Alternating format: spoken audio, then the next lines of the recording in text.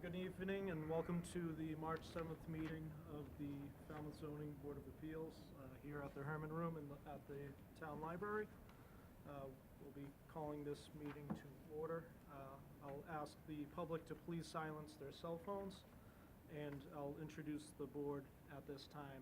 To my far right, your far left, is Jerry Thomas, who is an associate member of the board, followed by Ken Foreman, who is the vice chairman of the board. My name is Terrence Hurry. I'm the chairman. To my left is Bob Dugan, who is now a full voting member of the board. With us tonight is also Noreen Stockman, who is our zoning administrator, and Joe Robbins, who is our recording secretary. The Zoning Board of Appeals is charged with applying the zoning bylaws for the town and considers requests for special permits, variances, and appeals as provided in the bylaws, which have been approved by a town meeting and the Attorney General's office for the Commonwealth. And all decisions made by the board are made through the public hearing process. The board's goal is to hear testimony from the applicants and the public, and also to allow full and fair discussion of the project prior to rendering a decision. To begin each hearing, the clerk will read the public announcement of the hearing and then present any pertinent information from the file, such as referrals from town departments and summarizing correspondences to the board. The applicant or the applicant's representative will then have 15 minutes to make a presentation, and time may be extended by vote of the board. The board will then ask questions of the applicant, and then the public will be invited to provide comment. Public comments should be directed only at the project, and I also ask you to please refrain from any personal or derogatory statements. But public comment can include something such as an opinion in favor or in opposition, or it just might simply be a question about the nature of the project. The chair will limit discussion in the interest of time if comments become repetitive. All members of the public wishing to speak should wait to be recognized by the chair, should come to the podium over there, and I ask you to please state your name and address for the record before making your comment. And we typically limit public comment, each person, to 2 minutes. We will then either close or continue the hearing when the board is satisfied that enough information has been presented by testimony and in the file to make a decision by vote, by motion and vote of the board. The hearing will then be closed. In the alternative, we may continue the hearing to a future date and time certain. After the hearing is closed, no more testimony can be taken. The board may then further discuss the project among ourselves, and a motion to deny or approve would be made and voted upon. The motion will include a summary of key findings and conditions. An affirmative vote of 4 members, which is a supermajority, is required for approval of motions on special permits, variances, and appeals. A split vote, such as a 3-2 vote, is a failure to carry and would result in denial of the project. Under Massachusetts general law, if a special permit is denied, the applicant cannot return to the board for 2 years unless the project is substantially different. And on the agenda tonight, we do have executive session scheduled for 6:30. We have 1 new hearing, continuation. Actually, we have 2 new hearings and a continuation. And another matter of housekeeping, since we are in the library tonight, I've been informed that at a certain time, the alarm automatically goes off, so we're hoping to be out of them here before then. It may or may not be 9:30 p.m., we'll see. And we also need to move into executive session, so we'll be taking a vote on that, and unfortunately, that would require everyone to exit the room, so I'm sorry if you got comfortable in your seats. But we'll be reconvening into open session shortly. And Jerry, I think you have a motion to make? Yes. I move that this board enter into executive session to discuss settlement of the pending litigation, DePietro versus Falmouth Zoning Board of Appeals. In an open meeting may have detrimental effects on the board's litigation process. The board will reconvene in open session. And to go into executive session, we need a roll call vote, so. Do we need a second on the motion? Or do we need a second? Sure. I will second the motion. Okay, motion was made by Jerry and second by Ken. Jerry Thomas in favor. I, Ken Forman, in favor. I, Terrence Hurry, in favor? I, Robert Dugan, in favor. Okay, so we will be moving into executive session. I'll please ask everyone to wait outside, and this shouldn't take too much time.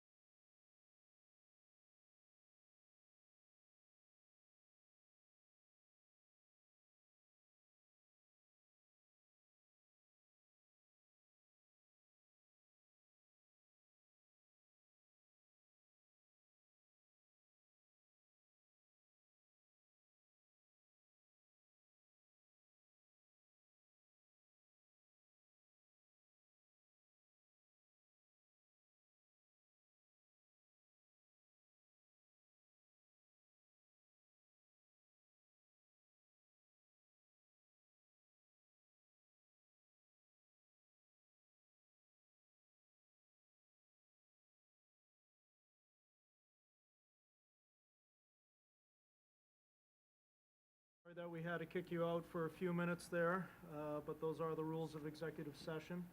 And we can disclose to everyone that as a result of that executive session, we instructed the zoning administrator to prepare a final special permit and related settlement documents regarding that application. But I doubt any of you were here for that tonight. We'll start with our new hearing that's scheduled for 6:30. We have application 5-19, Jeffrey A. Mayo, and I'm sure I'll be corrected on the pronunciation of that last name, 82 Deepwood Drive in Hatchville. So application number 005-19, all persons being deemed affected by the Board of Appeals under Section 11 of Chapter 40A of the Mass General Laws, you are hereby notified that Jeffrey A. Mayo Jr. of East Falmouth, Mass. has applied to the Zoning Board of Appeals for a special permit pursuant to Section 240-3C and 240-68A of the Code of Falmouth to construct an addition to the pre-existing non-conforming single-family dwelling on subject property known as 82 Deepwood Drive in Hatchville.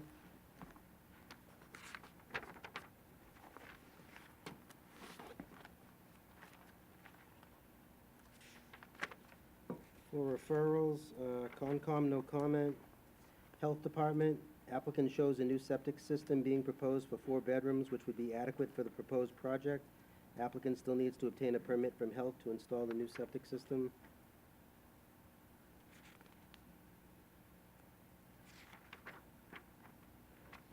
Engineering, same general comments with the addition of, while a driveway permit will not be required for this project, we will not sign off on a building permit unless protection for the existing stormwater structures in Lakeshore Drive is added to the plans.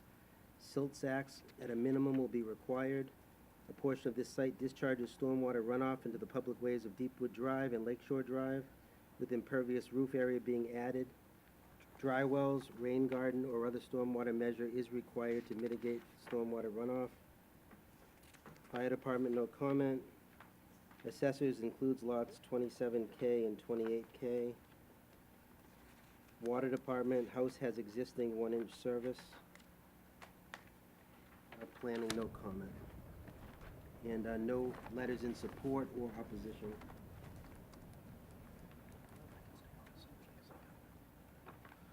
Okay, and for the applicant tonight?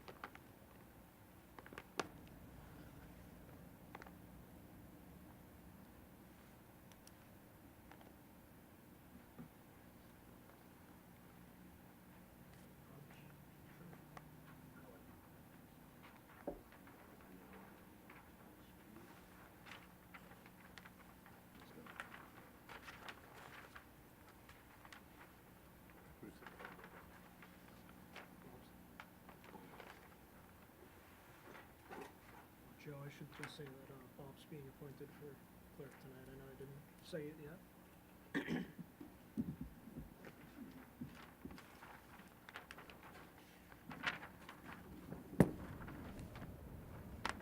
And before you begin, I just want to point out that there's only 4 members of the board tonight, unfortunately. If we were to close the meeting and vote, you would need all 4 of us to vote in favor of the project. So you're willing to go forward tonight?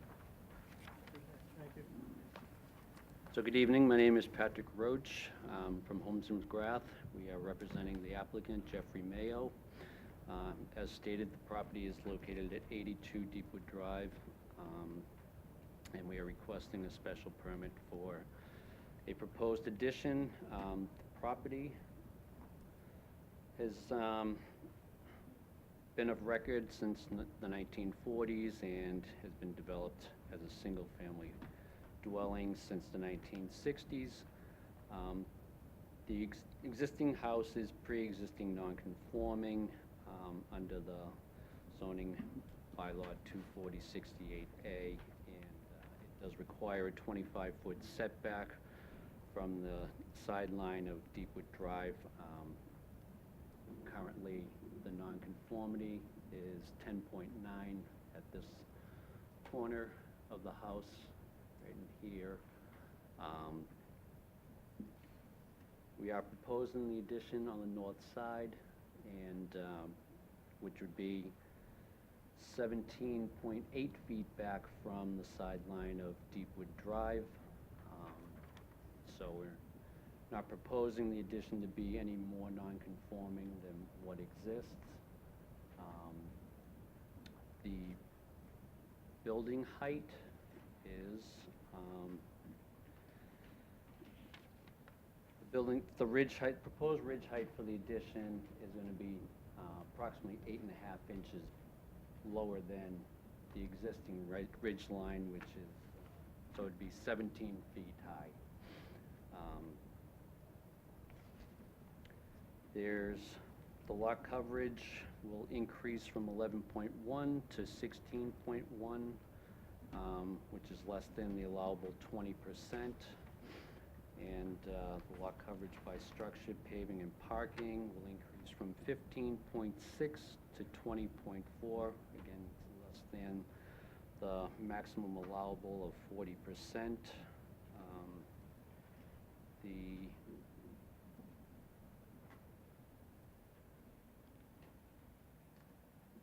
The applicant is proposing an upgrade to the septic system. It is a Title V system, designed for 4 bedrooms. And with concern to the referrals, they are proposing that hay bales be installed to protect this catch basin, along with the silt sack, and they're proposing dry wells to for the roof runoff, and so we are addressing those concerns.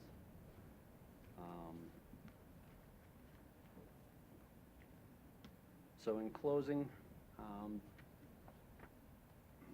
proposed addition will be constructed no closer than the street line than the existing non-conforming structure. Its actual setback is further. We believe this project meets the intent of the zoning bylaw for a special permit, and hope that you can close the hearing tonight and approve the project.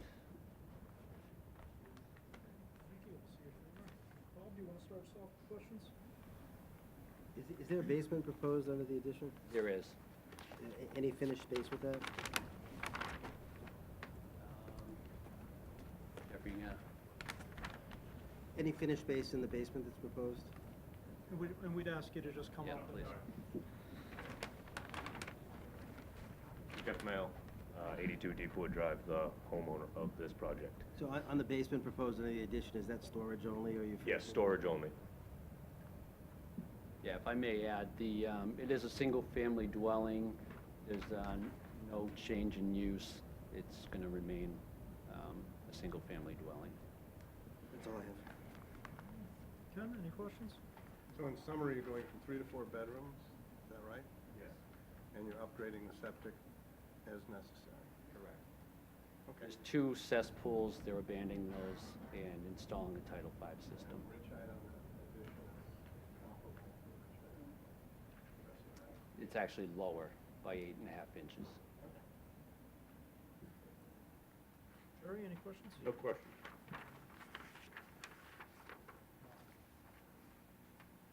I'll ask this question because of Ken, who's not on the board anymore. There are 2 sheds on the property with 1 possible encroachment. Any consideration to removing the encroachment of the shed? Could that be done, or? Yes, that can be done. It was a little lean-to off the back, and it can be easily brought up to your standards. Great. No questions on? Could I have a follow-up? Sure. I think you implied it's going to be removed. He said he was going to move the coachman, which is, from my understanding, I don't know, 8 or 10 feet down. I have no problem with it, being there. But I just want to make sure that the intent isn't to have it removed, just to meet whatever building standards there have to be. Oh, it's up to you, I guess. I mean, I'll meet the standards if that's going for whatever you would like me to do to.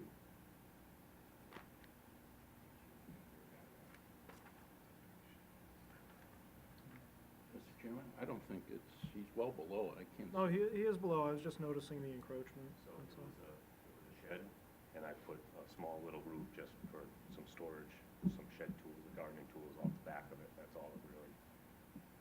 So you don't have a garage or anything like that? All right.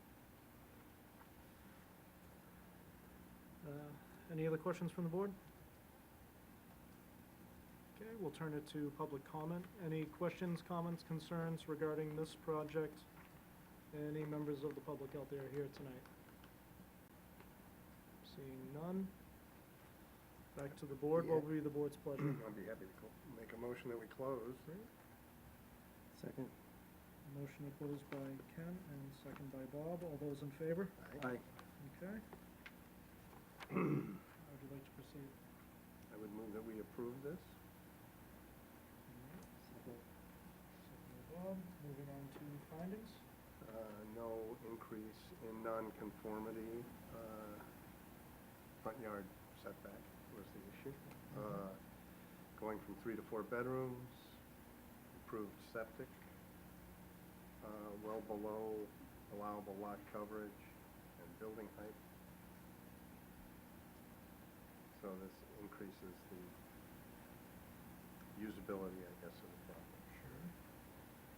They're willing to install proposed drainage protection and dry wells And they per engineer's. also said they'd be willing to correct the encroachment of the shed. Anything else for findings? Just the current ridge height is lower than the existing. Sure. They proposed. Yeah, proposed. And that the basement is unfinished for storage.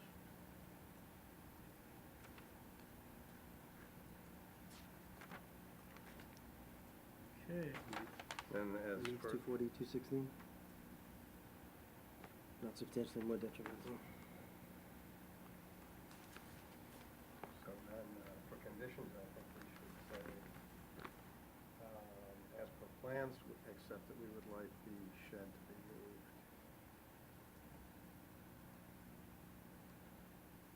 Do the plans that we have, do they reflect the proposed dry wells? I know this, I think the color, yeah. We put, just comply with the health comments of 21519. And the referral, the engineering referral dated 2819. That should cover the, Oh, they're there. Yes, we submitted revised plans to reflect those changes. So per the revised plans that we're looking at here. March 4th. All right, great. Any other conditions? just no habitable space to be finished in the basement. Sure. Or, Well, there was a finding that it was gonna be unfinished, right? and I guess we don't have to put no more than 4 bedrooms in the that's it. Just normal use, right? If they want to put a pool table down there and make it nice. There you go. All right, so I think that might do it for findings and conditions. The motion was made, to approve by Ken, second by Bob. All those in favor? Aye, unanimous. Thank you very much. Thank Thank you. you.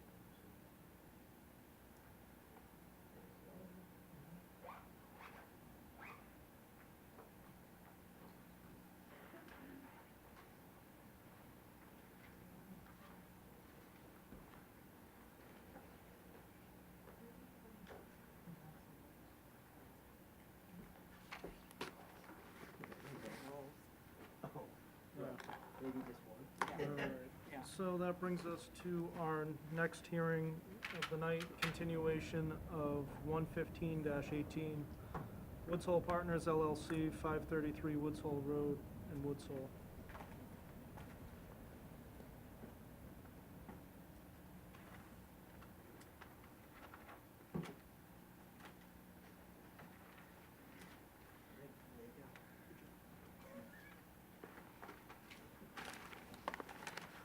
Request half size.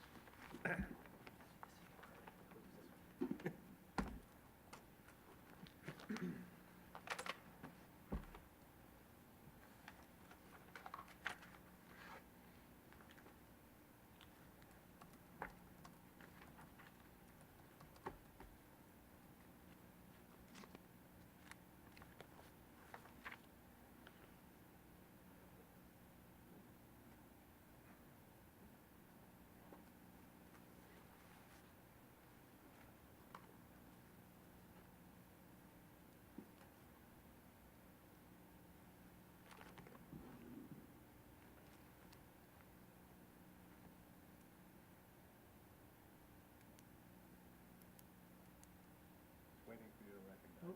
Sorry, Attorney Clower. Quite all right. Thank you, Mr. I was Chairman. trying to pull up the plans on my phone. Quite all right. Let me see if I can do this.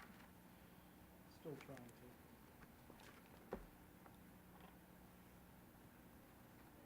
Good evening, Mr. Chairman, members of the board. For the record, my name is Kevin Clower. I'm an attorney with Ahmet Clower Law Firm here in Falmouth, and I represent the applicant Woods Hole Partners LLC.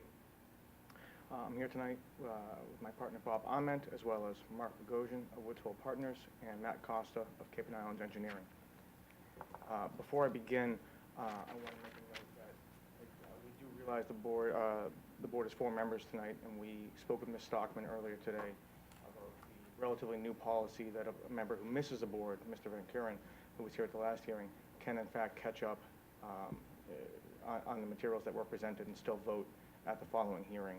So we wouldn't want to be restricted to 4 members, so we're proceeding under that acknowledgement and understanding. Following our last meeting and the subsequent planning board meetings, the applicant has worked to revise the plans, and they've done so, as well as furnishing additional information and renderings to address comments and concerns expressed by the board. The plans were submitted earlier this week, as well as a letter that was submitted today. We understand certainly that the board may not have reviewed those as of yet, but given that the planning board has not yet concluded their site plan review, we expect that there'll be a continuation of this hearing, so we're cognizant of that fact. The most pervasive concern that was expressed at the last hearing was the relation of Building E, which is this building right here, to the dome, and the possible effect that might have on views of and from the dome. Building E has since been reduced in size, and this was done by altering and shrinking the existing floor plans. This resulted in a shift of the building further away from the dome, increasing the setback from 18 feet to 27 feet, as well as an increase in the setback to the lot line along Route 28, along Woods Hole Road, which increases from 22 feet to 26 feet at the porch and from 27 feet to 31 feet at the corner of the building. We've also prepared view angles of the dome, from the dome rather, and as well as elevation cross sections, both of the relative heights of Building E and the dome, and all of the buildings along Woods Hole Road. As noted, the changes to Building E will increase the distance from the dome, distance of the building from the dome, as well as the setback to the lot line. This effect is that the Building E will be located no closer to the street than the present motel building is located. It will have no effect on the existing view. And if you take a look at some of the photos that we've recently taken, you'll see that Building E, if you're looking sort of essentially directly to your, the existing motel rather, if you're looking directly to your right, is certainly in the view line. The proposed Building E will be no closer to the street than that building is. Presently, there's a 135-degree view from the dome, and there is a potential loss of only 2 degrees of this. This is not due to the addition of Building E, but actually more relative to Building D, which is this building right here. This is, however, mitigated by the fact that that building is 20 feet lower than the dome and would still result in a 133-degree panorama. It is possible that Building D could be rotated in order to maintain the existing view if the board felt that was necessary. We have also had renderings prepared which attempt to show the relation between Building E and the dome. And our hope is that these renderings, as well as the cross sections that were prepared, which show the relative heights of the buildings, both of Building E and the dome, and then all of the buildings along Woods Hole Road, will address the concerns that the board had previously expressed regarding the relationship between Building E and the dome. The dome will remain the tallest structure on the site. Our engineers have been working with the town planner and the town engineer in order to resolve the questions that have been posed in the engineering report. Most of those questions have been resolved. There was a recent report that was issued this afternoon with a few outstanding questions, which our engineer will be working on resolving. We've also spoken with Amy Lowell, the wastewater superintendent, because there's been a number of questions as to whether or not it would be possible for us to connect to the sewer. Our understanding was that it was not, and Ms. Lowell has confirmed that is in fact the case. I want to also review a little bit the letter that we submitted earlier today. That letter discussed how a number of recent letters that have been submitted in opposition have contained a similar through line of false and inaccurate statements. This strain of false statements is persistent enough that it's pretty clear that the same information is being disseminated. Among those statements is the concept that Woods Hole Partners is seeking a variance or somehow to bypass the zoning bylaw in order to increase the density. They're also saying that this should be denied in order to preserve the dome and that the development will obscure the dome. All of these statements are false. As you know, the applicant is seeking a permissible special permit, not a variance. The bylaw allows for 8 units per acre by special permit. By right, a landowner could do 6 units per acre. This property was specifically rezoned to allow this density in 2007. That rezoning was done with the support of the Woods Hole Community Association in order to allow Wise Living, the Wise Living project that was then permitted. That was also done at 8 units per acre. However, those were all market rate units. The modification to the covenant that was done last year was done not to change the number of units that would be allowed, but to change the number of buildings, to create smaller buildings, not a single monolithic structure. There's been comments as to the density. It's worth pointing out that this property is abutted to the east and west by non-conforming motels. Those motels have a density of 23 and 28 bedrooms per acre, which is greater than what we're seeking. So the argument that this is too dense of a project under the bylaw or in comparison with surrounding properties is simply contrary to the facts. The lot coverage by structures, paving, and parking is going to increase to 41%, which is a 1% increase over what presently exists today, and well below the 60% that is allowed within the business redevelopment district. The lot coverage by structures is going to be 19%, which is also below what's allowed in the zoning district. The side and rear yard setbacks in this district are only required to be 10 feet. Building A, which is the largest building located here, is located 70 feet from the rear yard line. The dome and the motel had deteriorated to ruin prior to the purchase of this property by Woods Hole Partners. It wasn't clear at the time of their purchase whether or not the dome could even be preserved, but they spent 2 years designing plans and consulting with engineers, and they determined that it could in fact be preserved. They're committed to that preservation. There's no assurance anyone else could or would be able to rehabilitate or preserve the dome if this application was denied. This proposal represents the dome's best chance for preservation. There was an objection letter received this afternoon that was forwarded to us by the zoning board. And I want to take a moment to unpack that specific letter because I think it really is instructive of the misunderstanding of both our application and of the zoning bylaw. The letter was submitted by an owner of a property on Fern Lane, which runs to the back of this property here. And one of the allegations he made was that we're manipulating the ground levels in order to increase the height of Building A. And as proof of that, he points to the height of the street level grade and the ground level grade. But as this board knows, building height is measured by the mean level of the natural grade. The grade today is the grade that matters. And that grade is measured across the street-facing side of the building. The height is dictated by that grade. this building will be 35 feet from the existing natural grade. There was an allegation that the top story must be a half story, not more than 50% of the floor below. That's generally true in other zoning districts, but it's not true in the business redevelopment district. Business redevelopment limits height to 35 feet. It does not limit height to 2.5 stories. There was an allegation that the modification of the Cape Cod Commission decision was snuck through somehow. The term they used was ingratiating sycophantia, which I don't, it's the first time I've heard that particular phrase. However, proper methods were followed to modify that decision. And that modification came only after 2 years of open discussion with both the Community Association and Dormant Woods Hole. There's an allegation that we're playing fast and loose with the bylaw in an attempt to approve a project out of bounds of scope and legality.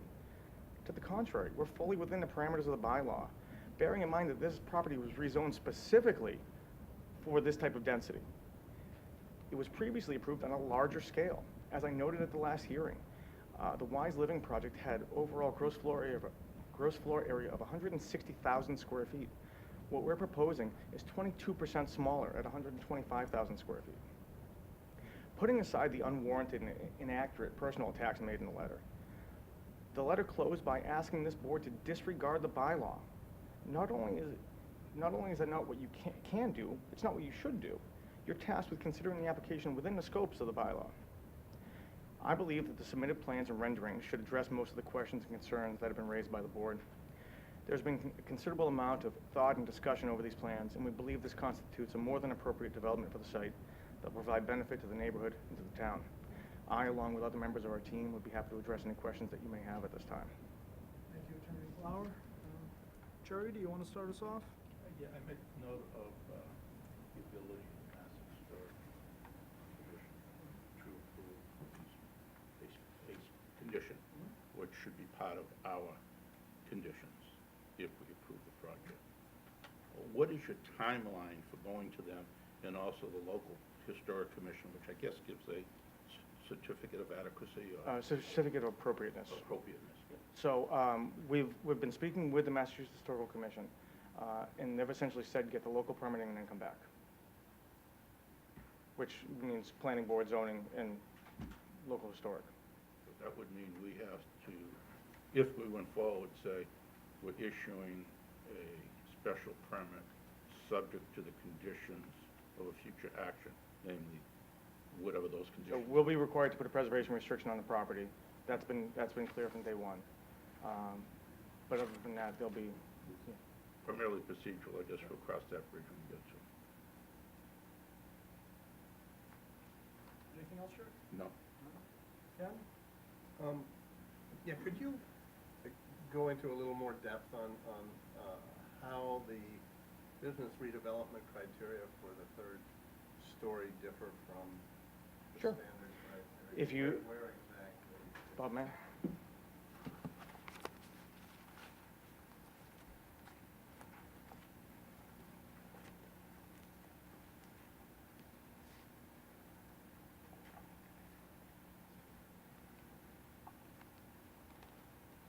Section 240 is the section of the bylaw that deals with the business redevelopment district.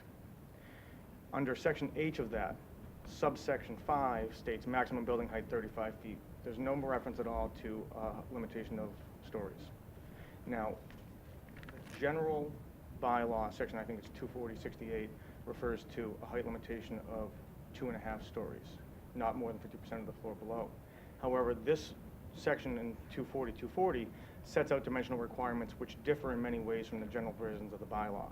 So for instance, the minimum lot size is smaller, the minimum lot width is about standard, the minimum setbacks, front yard are only 20 feet as opposed to 25, as it would be in any other zoning district. So it stands to reason that if the floor limitation was to be in place, it would be in place specifically within the bylaw, but because it simply says 35 feet, it wouldn't restrict it to 2.5 stories. Now, we have met with the town planner to discuss this, and we did meet with the building commissioner to discuss this, and they're aware of this issue as well. I'm not going to put words in, there's been no written determination made by anyone at this point. So I don't want to put words in anyone's mouth. So but it's, you're only saying because there's omission, that it doesn't reference Well, I think it's- back to I the think it's- standard criteria? I think it's more than simply omission. I think the fact that the section has dimensional requirements which differ largely from the regular requirements set forth in 240, 68, or 69, that the dimensional requirements set forth within that specific zoning district would be the controlling standard. But it doesn't explicitly say that, that 2.5-story, that 50% criteria. Sure, but we can't impute words into the bylaw.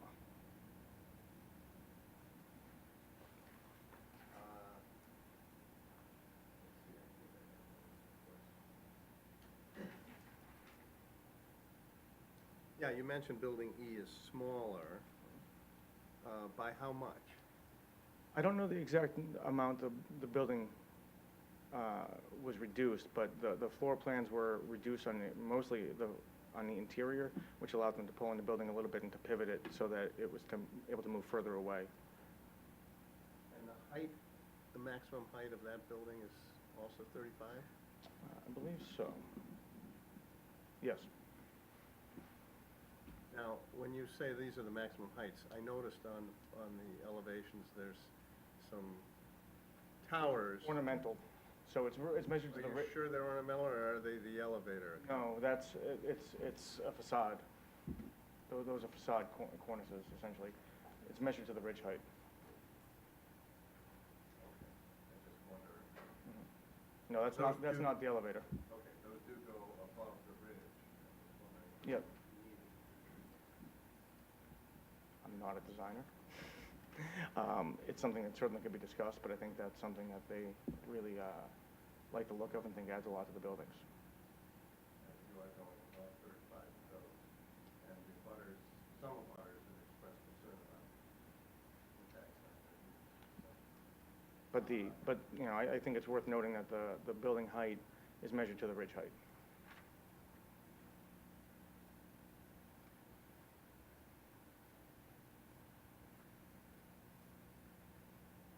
Anything else, Ken? I think for the moment, that's it. I guess just for the record, so if I have read your letter and looked at the plans correctly, the distance between building E and the dome has increased from about 18 feet to about 27 feet? Correct. That is substantial. Okay. Bob, any questions? In the file, you submitted that flattened southern elevation showing the front. Can you also add to that building A, just because you will see that from that front section? The building that's behind it? Sure. I have a question from the file regarding the amendment to the covenants with the Woods Hole Association. So I saw we had the amendment in the file. It looks like it might have been recorded, and that was dated 1/2 of 18, and then on 1/17 of 19, the same association put a letter of opposition. Has that changed? We haven't corresponded with them, but I was as surprised as anyone when I came in. On the on the stories, then is it 3 stories or? So it would be defined as 3 stories, yeah. For E and A. I know last time I had asked about the easement, you said the easement can be relocated, but could we see that actually on the plan where the easement is going to be? Well, the easement would follow the road layout. So it'd have the right to use the road layout within there. Right now, the way the easement is laid out of record actually goes through a number of boulders and other blockages. So presently, they use it, as far as I'm aware, they use the existing road layout, which would be the same for this. If you want us to make a notation, Yeah, if you could just make a notation of that, and have you had any discussions with the party that uses the easement, or?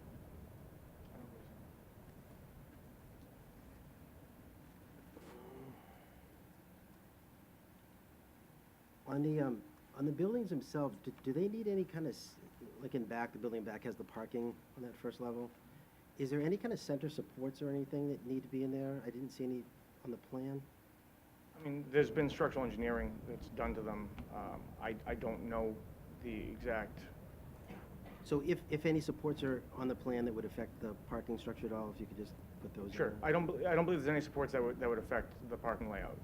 So on that back building where it is with that steep topography change, what's done on that back hillside to shore up the hillside, or how far into that hillside do you have to dig in for foundation? I'm going to let the engineer speak to this.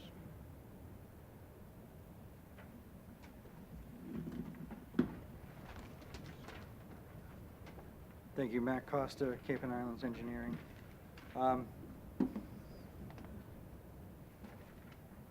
See if I can get a plan with some contours on it.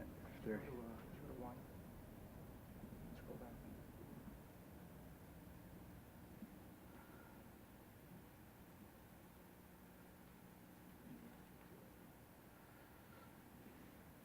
all right, so building A right here, the back of the building, we're cutting about 3 feet or so from existing grade. So this building is being situated at the top of the ridge of the hill, and we're going to cut slightly into the grade that's there, and then we're actually filling slightly in the front by about 3 feet or so. So there is really a minimal dig on the edge of the hill. The slope will be cleared. There'll be a lot of tree clearing that will need to be done, but it will all be stabilized and replanted. So it will be stabilized through natural vegetation. And that's easy enough to do for the weight of that structure. Absolutely. And I do have a question regarding, I guess, the condo association itself. So the buildings that are put at the end, which are set aside, is, I guess they'd be unit ownership, but then rented out? So, yeah, those will be owned. The developer intends to retain those for ownership, but then they will be used as affordable rentals. So do those rentals have access to the rest of the community space? Is the same age restriction? No.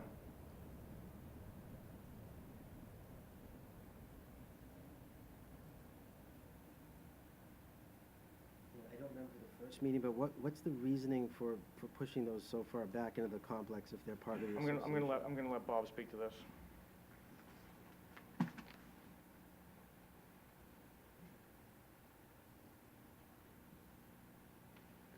Thank you. For your record, I'm Bob Ament, co-counsel to the developer, Woods Hole Partners.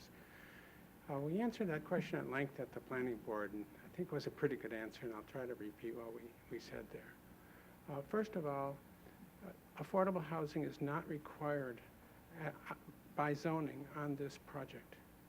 Affordable housing is required for a 43-unit project by the Cape Cod Commission, but the Cape Cod Commission decision expressly allows it to be off-site, and the project as approved for WISE contemplated off-site housing, and that was actually started to be done. And there is a project on Woods Hole Road that was to be part of the required housing. So we're not required to have any affordable housing on site, but we agreed to do that. One, because we thought it was better to have the housing close to Woods Hole, and so did the Woods Hole Community Association. So instead of having 43 units on site and units off-site to satisfy the Cape Cod Commission, which would have been economically much more advantageous for the developer, we only have 39 market rate units on site and the 4 affordable units. Think of it almost as 2 different projects because the type of housing is very different. Instead of age-restricted homeowner occupants, those units are for affordable rentals without limitation on age because they're for workforce housing, or that's the intent. So we are actually creating housing that will be for families, likely from time to time families with children. It's a different type of housing, and it is intentionally not part of the other units which are age restricted. If you have a 40B project, a comprehensive permit, it's a different animal. This is not a 40B case, and the regulations that apply to 40B don't apply. And in those cases, 25% at minimum of the units need to be affordable. And they have to be situated throughout a project so that they're indistinguishable. So some people have looked at this project and said, you're putting the affordable housing off to the side as some kind of second-class housing. And what I said at the planning board is what I felt then and feel now. That housing is going to be very good housing for anybody to live in. And people who are complaining about the location of it are not interested so much in the housing and are creating housing in the village, walking distance from all kinds of job opportunities and public transportation, simply citing a reason to be against this project. And I said at the planning board, and I say now, if I lived in one of the market rate units on site and thought of the people who lived in the other housing and affordable as somehow second class, well, then shame on me. That's not what's going to happen. People who live there, who will be renting, will be thrilled to have the opportunity to live there. I've walked down to that location. It's near where there used to be a tennis court. It's a treed area. It's 10 feet across the Chambers strip of land, and Huey's got a big wooded area, which is unlikely to be developed. That's going to be a terrific place, a quiet place for those houses. And we've made some changes to the design to make them still more attractive because the planning board, which has design review, asked us to do so. But I hope I've given you a good explanation. We're trying to create affordable housing close to the village. It's a different type of housing than in the age-restricted ownership. In every way, it's different. It's going to be a terrific addition to this project, a terrific addition to the community. Thanks. Also, Mr. Ahmed, while you're up there, so on the dome section of the project, I assume it says that that will also be controlled by the association?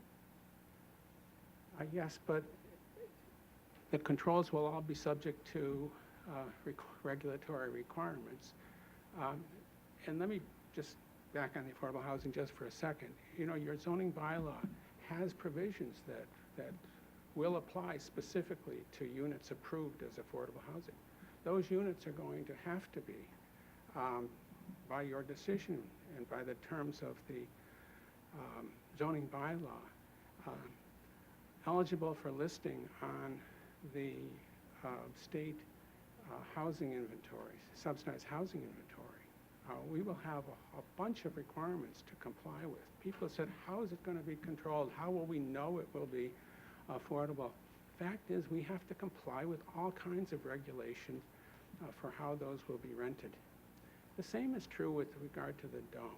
We're talking about a preservation restriction that will be approved by Massachusetts Historic, which will go into fine detail about the preservation, the rehabilitation techniques.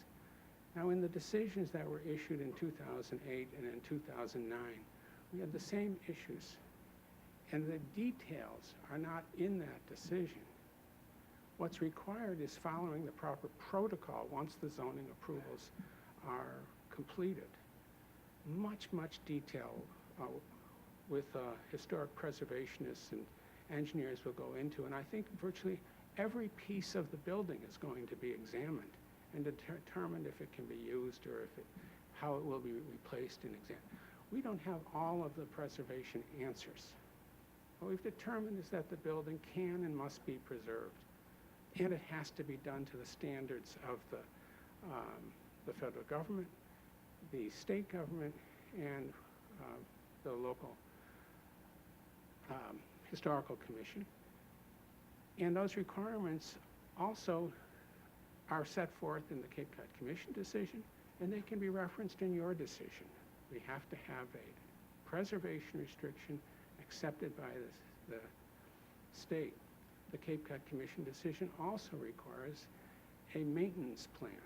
We're going to have to show how we're going to provide for the dome in perpetuity. And as I've said before, I think that the strategy of having this be an obligation of the condominium association, which consists of 39 market rate units plus the owner of the 4 affordable units also being obligated, with a mechanism that provides for monthly charges, and with liens on the expensive units for failure to pay. And we know that even if somebody doesn't pay their assessments, they end up getting paid when a unit is sold because it's a lien. It's a terrific mechanism to assure sufficient funds in perpetuity for the dome. We don't have all of the answers with regard to how the dome is going to operate or exactly what its use will be for. We've suggested some uses. We've talked to people about creating art studio space for which we think there is a need. It's a quiet use, minimal parking needed, fits within the available septic, but we aren't sure exactly what it will be. And we are talking with people about different uses. They have no objection to coming back to the board with more information later on, but I don't think that's necessary. If it turns out that the dome isn't under control of the association, as far as assessors go, would that need to be on a separate parcel? Well, the problem with creating a separate parcel is that our density is based on the whole parcel. I understand that. What are the regulations if it's not under control for assessing? Do they have to have it as a separate parcel? Well, for assessment purposes, the dome, and for other purposes, the dome, like any common space, and in fact, including the exteriors of the buildings, are part of the common elements of the condominium. So it's owned by the condominium association, or at least managed by it, but all of the owners of the condominium own the land and the common facilities, the so-called common elements within the property. So a unit owner may have a 0.9 or 1.2% interest in all of the common elements. Does that help? It helps a bit, and I'll finish going over. I know we had a lot of information submitted. I just only had one other comment, and it's part of the project, but there's been comments in some of the letters that came in, and there's also a cease and desist order that was in the file regarding parking from way back. And I noticed that when I made my site visits, I did it over, a longer time period. It seemed that there averaged about maybe 40 to 50 cars parking up there that didn't seem part of the parcel. Well, there was a history by the previous owner of allowing parking on the site and charging people for it. That is not going on the site. There are no trespass signs. The problem is that we can't close off the property because of two reasons, both the easement for Chambers, which runs through the property, and because the driveway, the westerly driveway, is shared with the Sands of Time motel. So it's very difficult to control that problem. It is not something that Woods Hole Partners is making money off of. As soon as the project receives approvals, which we hope will happen, of course, then we'll be moving forward with demolition of the motel buildings, which couldn't be worse, and taking more control of the site. You might just want to consider maybe some different signage, because there were many of the cars up there actually had reservations for the boat and on the dashes, and they seem like they've been there for a long period. So if the cease and desist order was there and you did comply, the town wouldn't know if they went up there and saw all the same vehicles there. So, maybe there's some other kind of signage or something you can consider. We know that it's a problem. There are a lot of problems on the site now. The site is pretty much a disaster. The dome itself is in terrible condition. I attached to the letter we submitted today just because a lot of people are talking about preservation of the dome and turn this project down and preserve the dome, when in fact exactly the opposite is the case. Let's get this project going. let's take down those appendages on the sides of the dome. I think it's noteworthy when you look at the plans that we've presented, that it's actually very open around the dome. So yes, to the east, there's the building E, which is 26 feet tall, but to the north, there won't be, there's no structure over there. And we're proposing a small and appropriate entrance building on the northeast side that would provide handicap access and bathrooms, which don't exist at the dome today, and will make it possible to have public access to that facility. But keep in mind that there are two unattractive buildings attached to the dome now, two-story buildings. And those will be removed, and the dome is going to have much more of a presence, not just from the street side, but also from the north side of the dome. Will we be presented with what actual plan you think you're going with the dome, so that parking, traffic flows, so knowing whatever the use is going to be? Well, I think it's certainly fair to say that we can't change the site plan. We have no intention to change the site plan, and if to have some language that provides for review by the Board of Appeals of final plans seems perfectly appropriate. With regard to that, I think it's maybe helpful to say that obviously this is a very substantial project. You know, this isn't your approval of an addition over on Lake Shore Drive and Deepwood. This is a big project with a lot of detail to try to get right.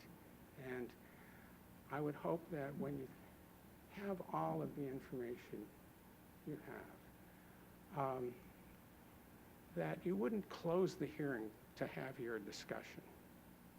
I hope that you'll discuss the case and give both the public and the applicant the opportunity to respond, to make sure you get it as right as possible, and so that the conditions, there may be various options as to language, and some of it will work and some of it won't work.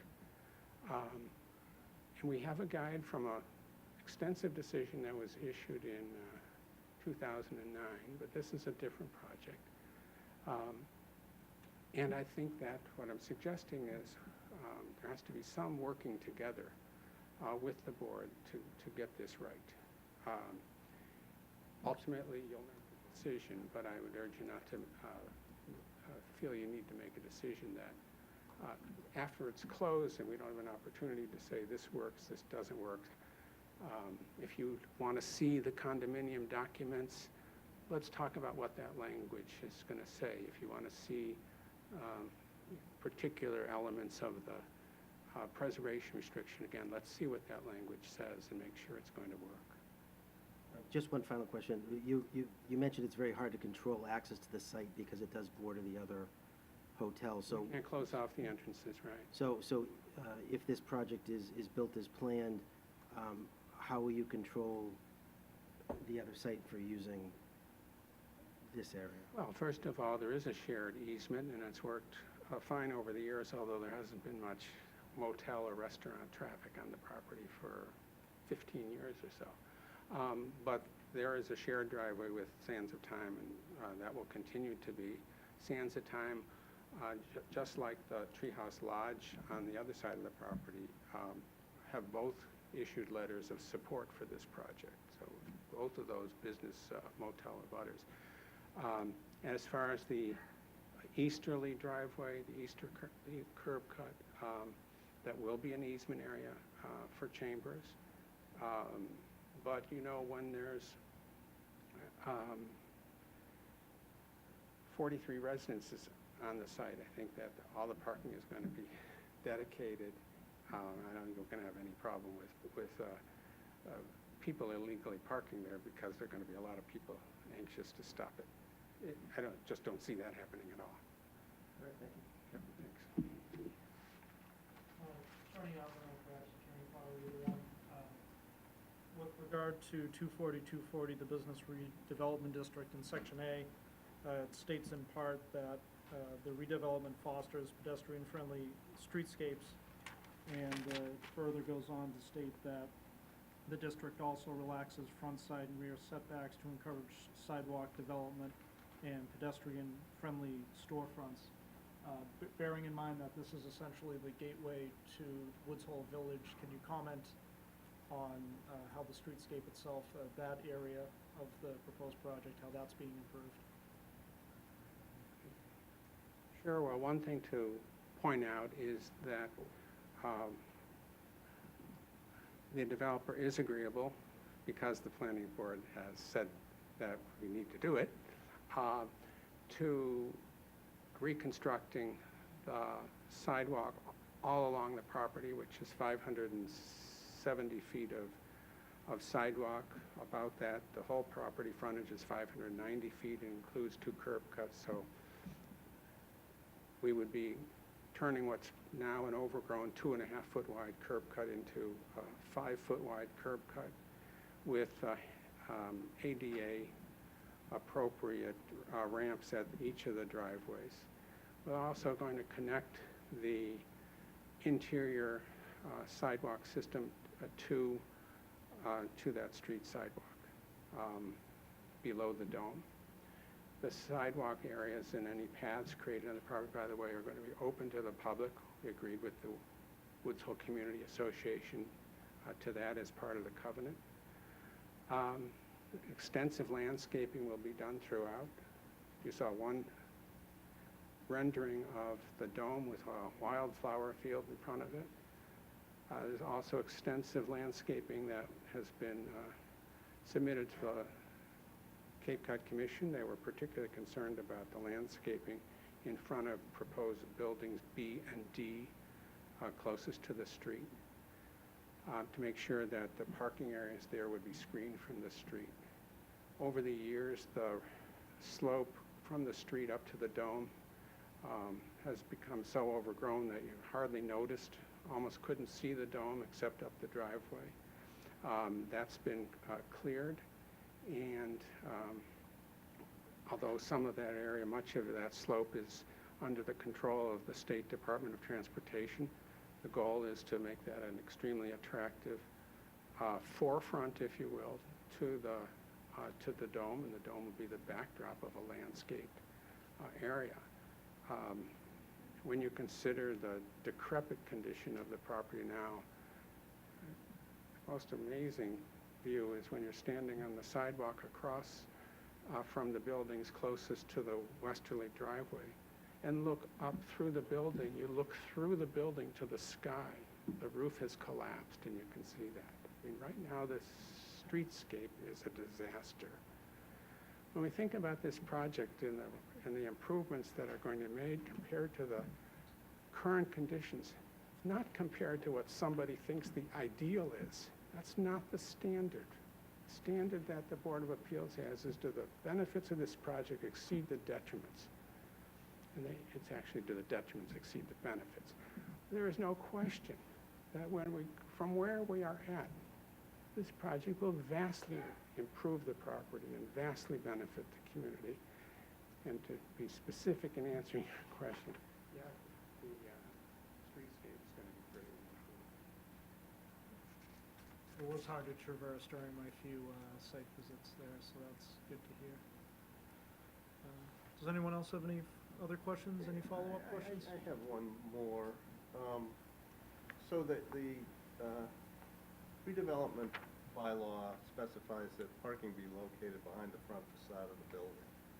Can you just outline how this plan does that? Well, it says that the required parking has to be behind the facade, and the required parking for the buildings in the front are actually, there are garages available. There is some overflow parking, and for topographic reasons, to keep those buildings low, the driveway access is on the street side into garages. So we have garages for those buildings. Garages, so there won't be parking. Uh, Because what I read I'm is not saying all to- parking shall be located in the rear and side yards behind the front facade of the building. That's what it Well, says. in this case, you won't be able to see the landscaping will prevent the view of parking from the street. And the topography, the way it slopes up, will prevent that. And that can be a requirement of the decision because we've satisfied the Cape Cod Commission that that will be the case, and we've submitted landscaping plans to you. But that's overflow parking if needed. There's required parking is available in those buildings, in garages. The larger buildings have underground parking. So that's how we're dealing with it. Okay, and I guess I'd come back to the question of, Attorney Clowers said we don't want to impute words to the bylaw, and I certainly would agree with that. And when it sets the building height at 35 feet, it does not specify 3 stories. It's the only place where that's referenced with respect to building height says 2.5 stories in the bylaw. So why? Well, I think Especially in light of the fact that we're trying to create the intent of the bylaw, a pedestrian-friendly landscape, so we don't want a towering structure. The intent of the bylaw, as you will remember, was to incentivize development, to encourage redevelopment along Main Street in Falmouth. There was no omission when they left out the 2.5 stories. It was, the town meeting didn't miss that. The planning board didn't miss it. Well, I was They chair decided, of the planning board at the time, and you would remember that.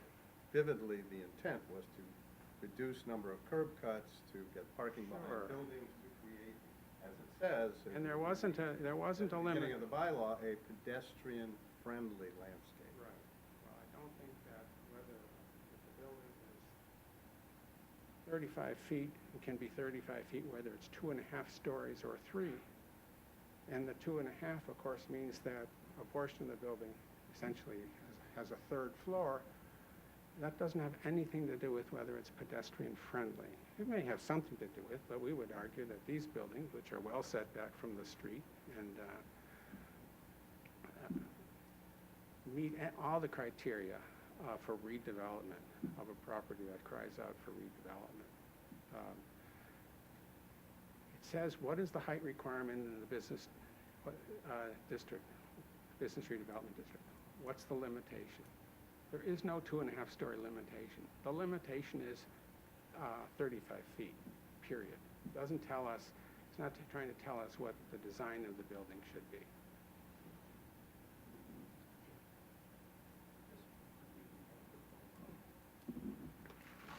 I mean, we're just to give them a chance. No, I I understand. mean, 'cause we have to get out of here by 9. 9:30. There's still time. No offense. Does the board have any other questions? We'll turn it over to public comment. Would anyone out there wish to speak in favor of the project right now? Anyone in favor? Yeah?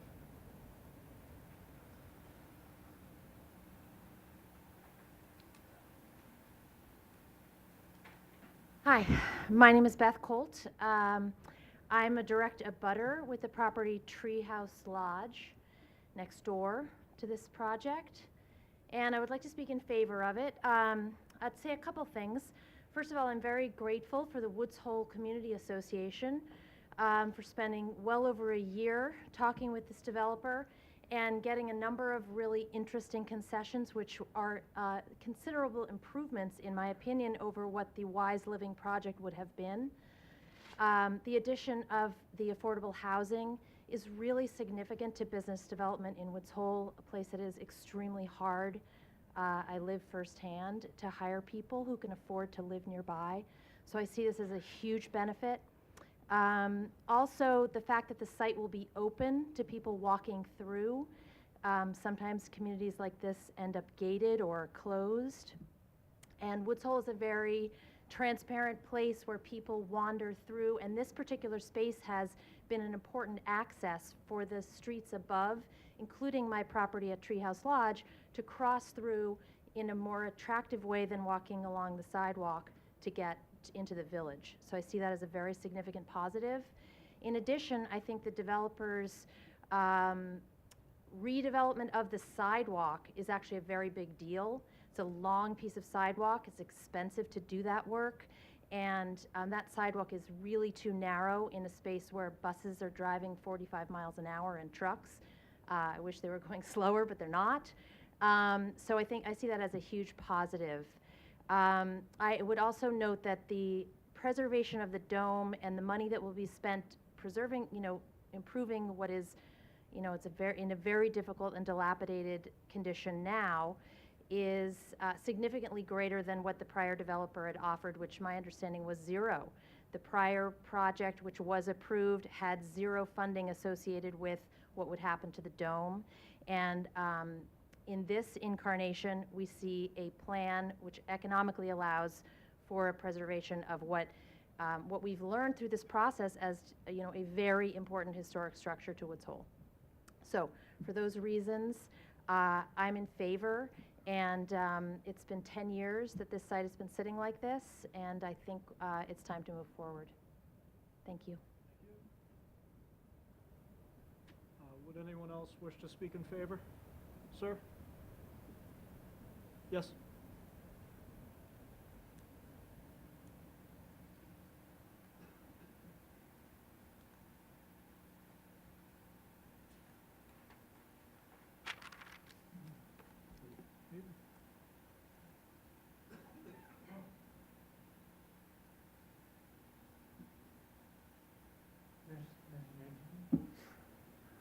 It has affected my voice. I will try to be understood. My name is David Payton.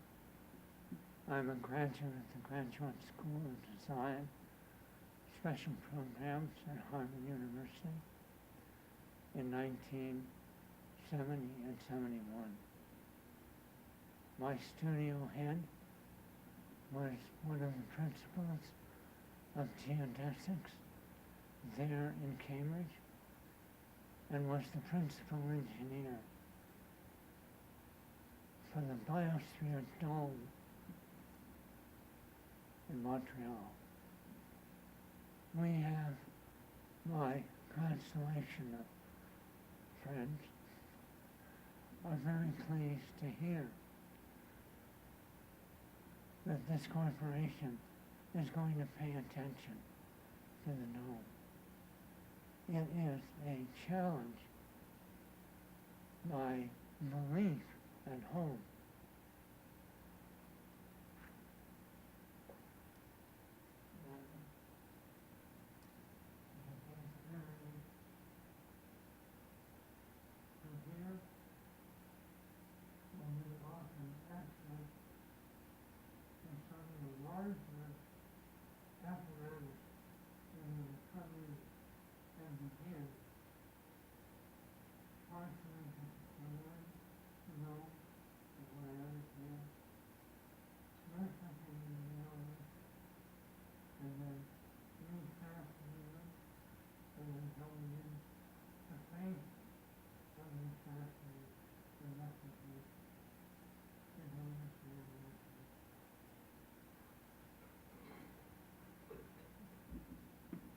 This methodology is typical, this partial renovation, more renovation, elemental reconstruction is consistent with national park procedures. I've also volunteered at the Seashore National Park for 2.5 years in the Cultural Resources Department. Be that as it might, my concern is happily being met as the young woman came up and said, now there is money to receive. I don't know how much it is, but typically, I can't say that globally, but in my limited experience, when these preservation.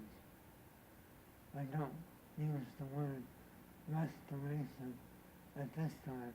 I'm not qualified to make that judgment in this instance. But there is a distinction between preservation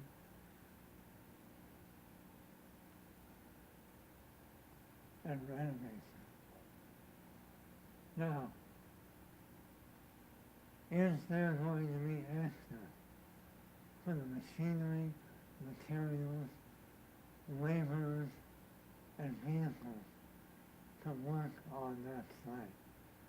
Thank you.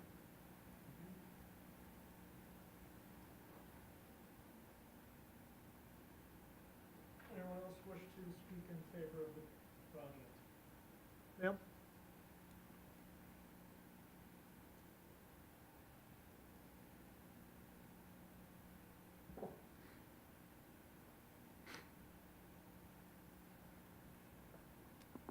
Mr. Chairman and members of the board, I'm Linda Conley from 91 Gunning Point Road in Sippowisset, and I want to thank you for your public service, and I also want to thank you for the opportunity to speak.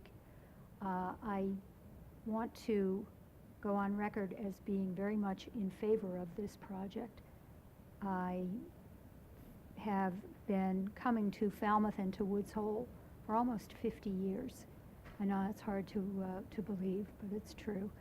And first as a day tripper, for the last 15 years as a homeowner, and for the last 2 years as a resident here in Falmouth. Falmouth is my hometown. I've watched the deterioration of this site. I've watched the deterioration of the dome with real concern. And the proposal before you by the Woods Hole Partners addresses those concerns. It's a comprehensive plan to restore the dome. It's a comprehensive plan that provides for public access to the dome and to that site and the beautiful vistas from that site. It provides for affordable housing. It provides for age-restricted housing. And all of this without the expenditure of public funds. I think that that's a point that needs to be reiterated. It also, as Ms. Colt indicated, does this in a timely fashion. The time to act on this is now, and this is the proposal that will allow that to happen. The developers have demonstrated a real commitment to Falmouth and to the village of Woods Hole. They've also, through this process, demonstrated a willingness to listen and to make changes. At the very first meeting of the Woods Hole Community Association that I attended when I was a new resident here in town, I was really impressed with the proposal that the developer put forward. And I was surprised, really confounded by the opposition, but I came to understand a little bit of the history of Woods Hole and the Community Association, and I think, as has been pointed out tonight, the willingness of this developer to listen, to learn, to incorporate suggested changes really speaks to the good faith that is inherent in this project. This is the only proposal before the town to arrest the blight and deterioration. If it's not approved, there's no guarantee that an alternate proposal will be forthcoming in any kind of a timely fashion. But it is certain that there will be continued deterioration of the dome and of that site. So I urge you to act favorably on this proposal. Thank you. Would anyone else like to speak in favor of the project? Last chance for anyone willing to speak in favor tonight. Okay. Is there anyone out there who would like to voice their opinion in opposition to the project? Sir?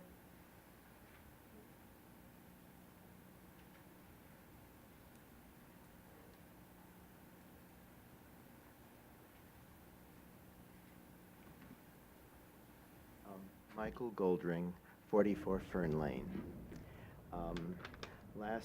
At the last meeting, I spoke to you as an individual. And at this meeting, I'm here as a representative of 10 residential abutters on the north side of the property.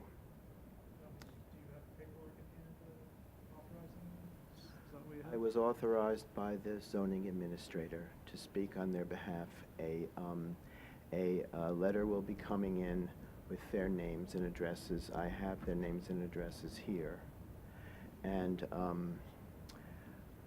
so I'm really the spokesperson for what has been written by a group of 10 property owners who abut the development.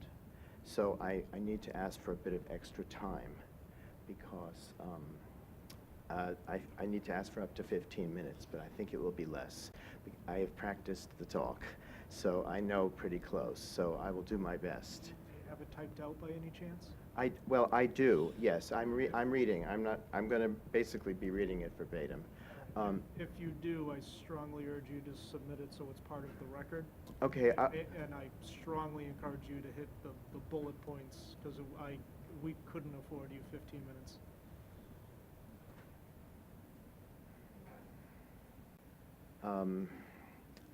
Someone's USB drive is in here, so I want to put one in because I'm going to show 5 slides.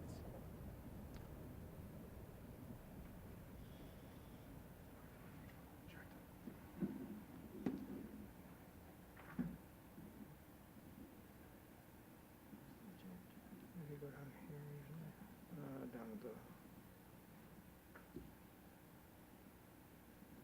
Mr. Chairman, I would move that we grant 10 minutes. Okay. I agree.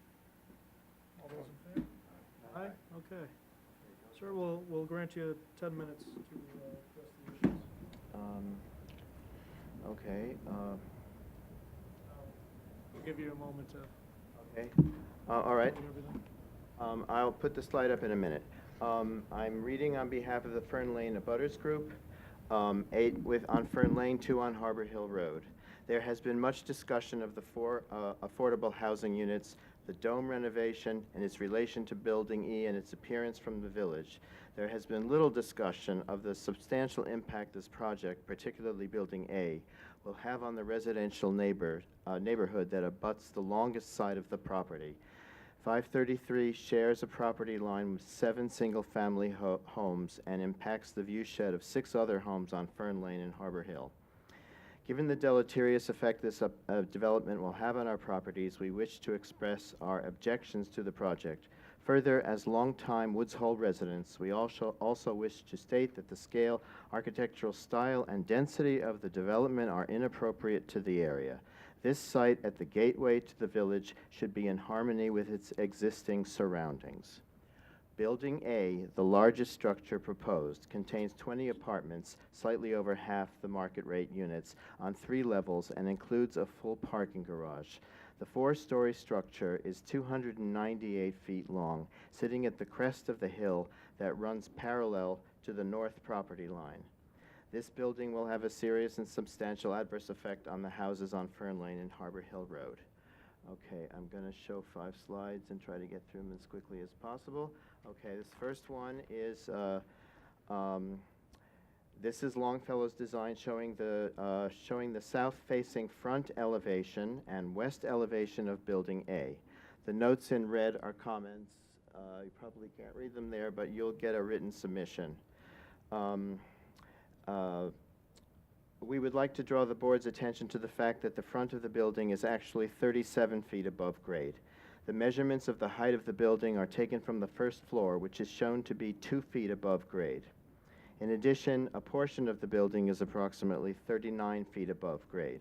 We've already discussed that the permitted height is 35 feet. Okay, so I'm going to move down to the next. Is that the second one? I think so. Yes, okay. This is Longfellow's design showing the north-facing rear elevation and east elevation of Building A. We would like to draw the board's attention to the fact that the height of the building for the entire length of the north side, approximately 298 feet, is 49 feet above grade. To put this into context, imagine a 5-story wall the length of a football field.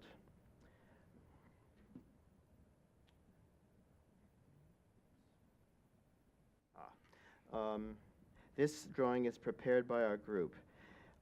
It illustrates the relationship of the proposed development to the residential district to the north.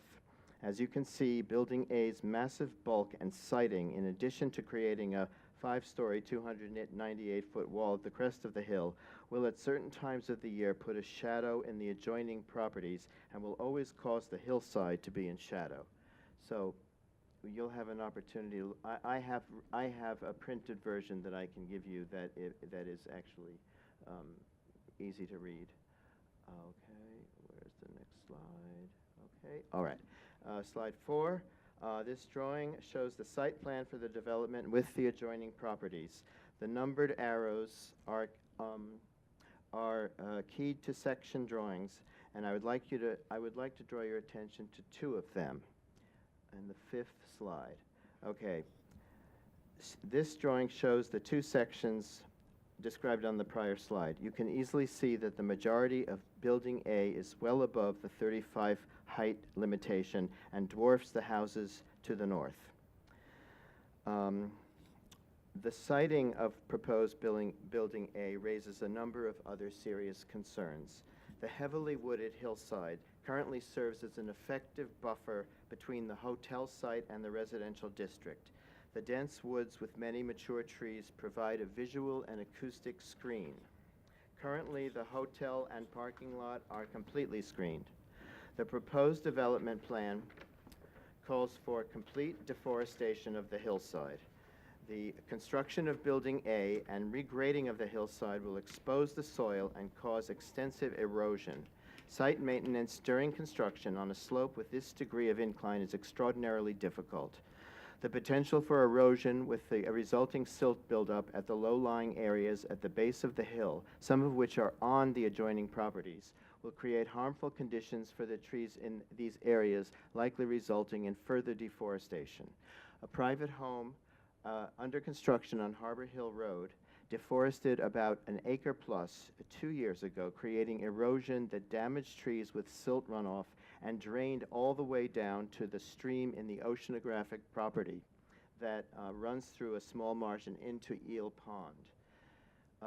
Regrading and landscaping on that property has been ongoing and has not yet fully mitigated the problem. The hill on the 530 property drains into the same place on the oceanographic property.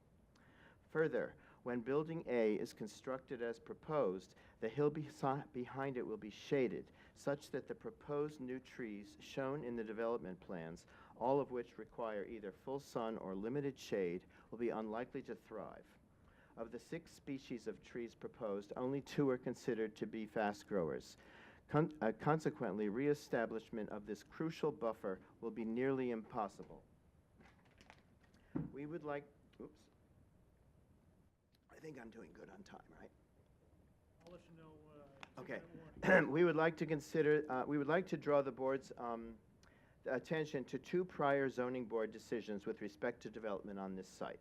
In 1971, an application for a 32 by 60-foot building to the south of the Building A site was denied because of its adverse impact on the residential area to the north. The proposed building was less than 25% the size of Building A and sited further away. The building design was found to have an adverse impact for such reasons as, quoting from the decision, which I have a copy of here I can give you, would be bad for the neighborhood, would depress the value of nearby homes, and would not be in the public interest. We maintain that the proposed development far exceeds this adversity of impact. In 1980, the zoning board approved an application to expand the existing Nautilus through the construction of additional floor. The proposal noted and emphasized that this addition would not impact the views and vistas of the neighboring residential properties to the north, and any more than what was already there. In accordance with these precedent-setting decisions, we cannot see any rationale to permit the proposed development as planned. Finally, we would like to ask the board to carefully note Article 46, Chapter 240-216, the provision that is intended to guide the decision to issue a special permit. This provision clearly states that, quote, only upon the determination that the proposed use will not have adverse effects which overbalance its beneficial effects on either the neighborhood or the town, in view of the particular characteristics of the site, may the board approve a project. This provision goes on to state, the proposed use will be in harmony with the general purpose and intent of this chapter and shall include consideration of each of the following: adequacy of the site in terms of size for the proposed purpose, suitability of the site for the proposed use, an impact on neighborhood visual character, including views and vistas. For these reasons, we respectfully request the board to consider the points we have raised in your evaluation of the application. I made it. Sorry to rush you, but you got it done in 8 minutes and 40 seconds, so congratulations. And please feel free to submit Would your... you like to see these? You will get emailed everything that I said plus more, with more drawings. And I believe you will also get these, copies of the previous zoning board decision. And this is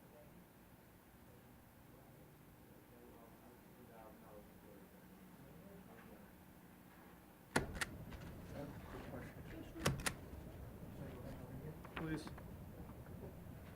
I'm assuming the proponent will address a lot of the issues. Sorry? I'm assuming the proponents of the project will spend technical issues.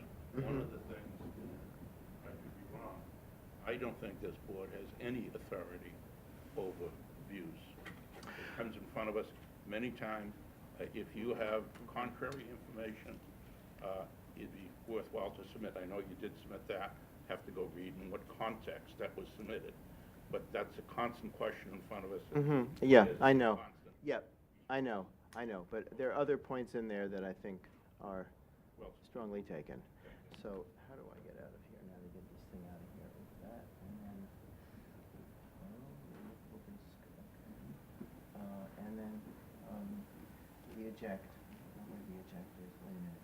Oh, that thing. Okay. Ah, very good. There it is. All right. Come on. Oh, eject. Okay. Oh, safe to remove hardware. Thank you. Anyone else up there have any comments in opposition of the project? Sir?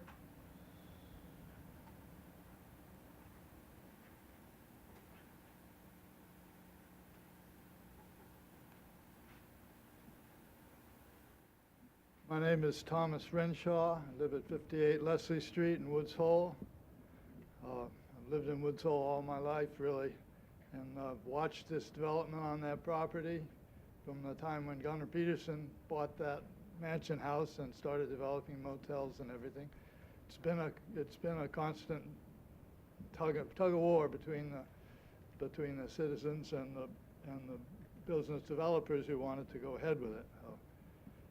When this thing started more recently, when Bob Ahmed tried to convince everybody that they could have as many units as they had there in the residential zone, and Janet Hand came forward and pointed out that they couldn't even have a condominium in a residential zone, so they had to do the zoning change, which they did.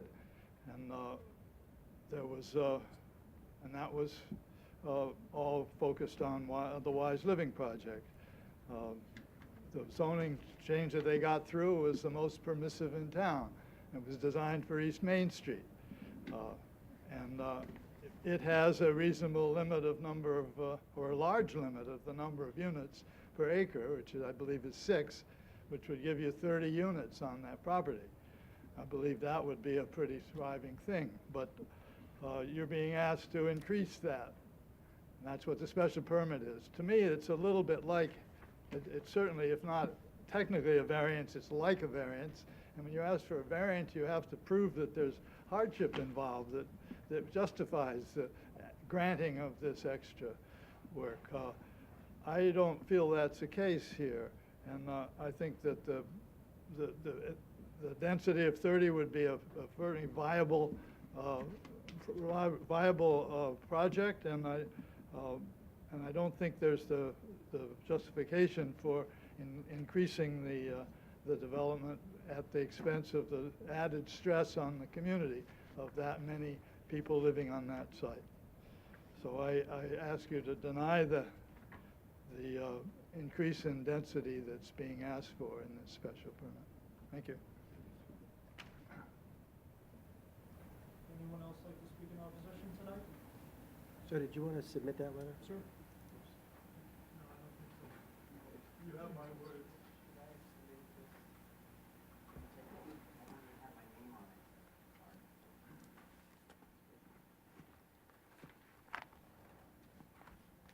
Nat Trumbull, 11 Church Street and in the butter. Many parts of this project are attractive. Access to the property, rehabilitation of the dome, the widening of the sidewalk. But to me, the request for higher density will be detrimental, will have adverse impacts on the neighborhood. And my focus has been on the traffic, and I know there was a traffic study and I've looked at it closely. The problem for me and what my questions to the applicants are, how does that traffic study explain or make acceptable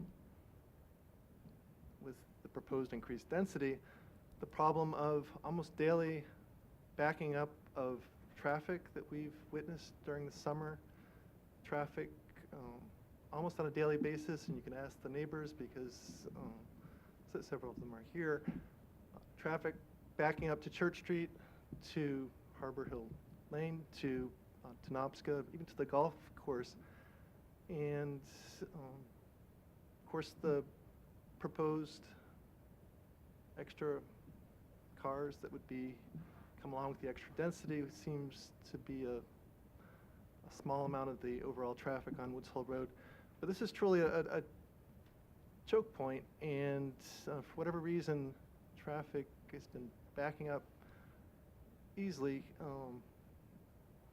regularly to this site. I think one of the problems, it'd be interesting to look into this, one of the problems is that the traffic study is based on the a location at Quissit lights, and there's a lot of traffic now that goes around Nobska, that goes by Quissit, so that's simply not part of that study. The other reality, of course, is the Steamship Authority's annual guaranteed growth that we've looked at quite closely to 2.5%, meaning that the traffic is going to be doubling, increasing by 50% in the next 16 or 18 years, almost inevitably. And given these other impacts on the neighborhood, I do find the request for increased density to be detrimental to the neighborhood. And again, the parts of the project are attractive, but I don't see the justification for the special permit. Thank you. Anyone else out there tonight wish to make any comment regarding this project? Anyone?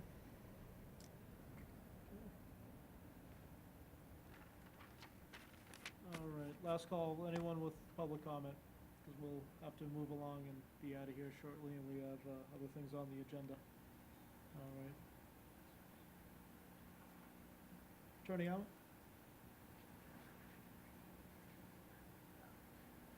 So I think, we will be moving toward a continuance. I don't know if you want to briefly address any concerns tonight, or hold on. Let me respond briefly to some of the issues that have been raised, and also know that we'll have an opportunity, because you're continuing the hearing, to submit some written responses to what has been submitted. With regard to Building A, quite a large building, though dramatically smaller than the Wise Living building. The Wise Living project was 160,000 square feet in a single building. This is 125,000 square feet of space in 7 buildings. A 70-foot setback from the rear of the Fern Lane properties is incorporated in the project. And it's at one point it's 70 feet. It's actually mostly more than that. It is not true that the entire hillside is being deforested. The limit of work is shown on the plan, and a substantial portion of the hillside is to be preserved. We can certainly look at the species and try to make changes that would improve the experience that the close neighbors will have. This project has 40% lot coverage overall, 60% is allowed. We have 19% building coverage, 20% is allowed, 25% in a residential district by special permit. This is not particularly dense. Yes, we did submit a traffic study. It's a traffic study for senior housing with 43 units. It's a very low traffic generating use of this business redevelopment site. In the words of the traffic engineer, I said 16 or fewer vehicle trips per peak hour during the summer will be generated, split between two driveways, split again in and out versus right turns and left turns. The two driveways are 570 feet apart. To the extent that the problem is traffic backing up, then the traffic is pretty much still, and a gap study would show that people let people out under those circumstances. I'd be much more concerned about fast-moving traffic, but it's very low traffic generating. So those are a couple of answers to some of the things that have been said, and we look forward to providing more response and, again, ultimately working together with you, hopefully, to craft a very good decision. If you have any more questions, I'd be happy to try to answer them. Any questions from the board right now? I just wonder your response to the statement that the height is, I think from the rear grade there is something like 49 feet. I actually don't know that, but I'm not going to dispute that. I think that we've been very careful. You don't do a project of tens of millions of dollars and play around with numbers. You need to make sure that you're convinced that you're satisfying the requirements. We will submit a certification from the professional engineers that the building does not exceed 35 feet as defined. The topography is what the topography is, of course. Other developments could have brought development close to the property lines. Structures can be 10 feet away, not 70 feet away. And we actually considered early on development that involved a roadway back along with entrance to the buildings to the, from below, where you could have garages underneath structures, and abandon that idea to preserve that significant buffer. And Mark Bogosian did meet with neighbors in Fern Lane. He's been in Michael's house, I guess, a couple of times, talking with them about him and trying to satisfy any concerns that they have. So we can go back and look at species. We can try to do more, but it's a business redevelopment property, and we're complying with all the regulations and exceeding them. And a 70-foot setback in a zone that requires 10 feet is which was agreed to and required by the Woods Hole Community Association, I might add, gives us an opportunity to limit the impacts on the abutters. Anything else from the board? So before we choose a continuation here, is there anything that the board specifically is looking for from the applicant? For the next date, I think he mentioned of condo docs submitted. I don't know how many more meetings we have. Yeah, I would like to see condo docs and just the representations that we previously asked for on the plan. Zoning, the landscaping and things like that will be either properly required or responded to the site plan review. I did have a question, and forgive me if you submitted it. Was there any analysis of shadow? There was one gentleman that brought up. No, we're going to look at, certainly at that diagram, and we'll comment on it. With regard to submitting condominium documents prior to your decision, that's not something that we can do. That's a very big thing, but to require that the condominium documents be submitted to the board eventually, no problem with that. Might be a good time just to gauge for applicant, at least what I thought would be interesting. There is a loss of 2 degrees of the view from the building. How does it feel? I would defer to the historic folks. And I don't have an appreciation for 2 degrees. I know it's on the map. Right now, I don't think it's significantly important, but Yeah, that doesn't bother me as much as the exceeding 50% floor coverage on the top floors. I've had the same comment with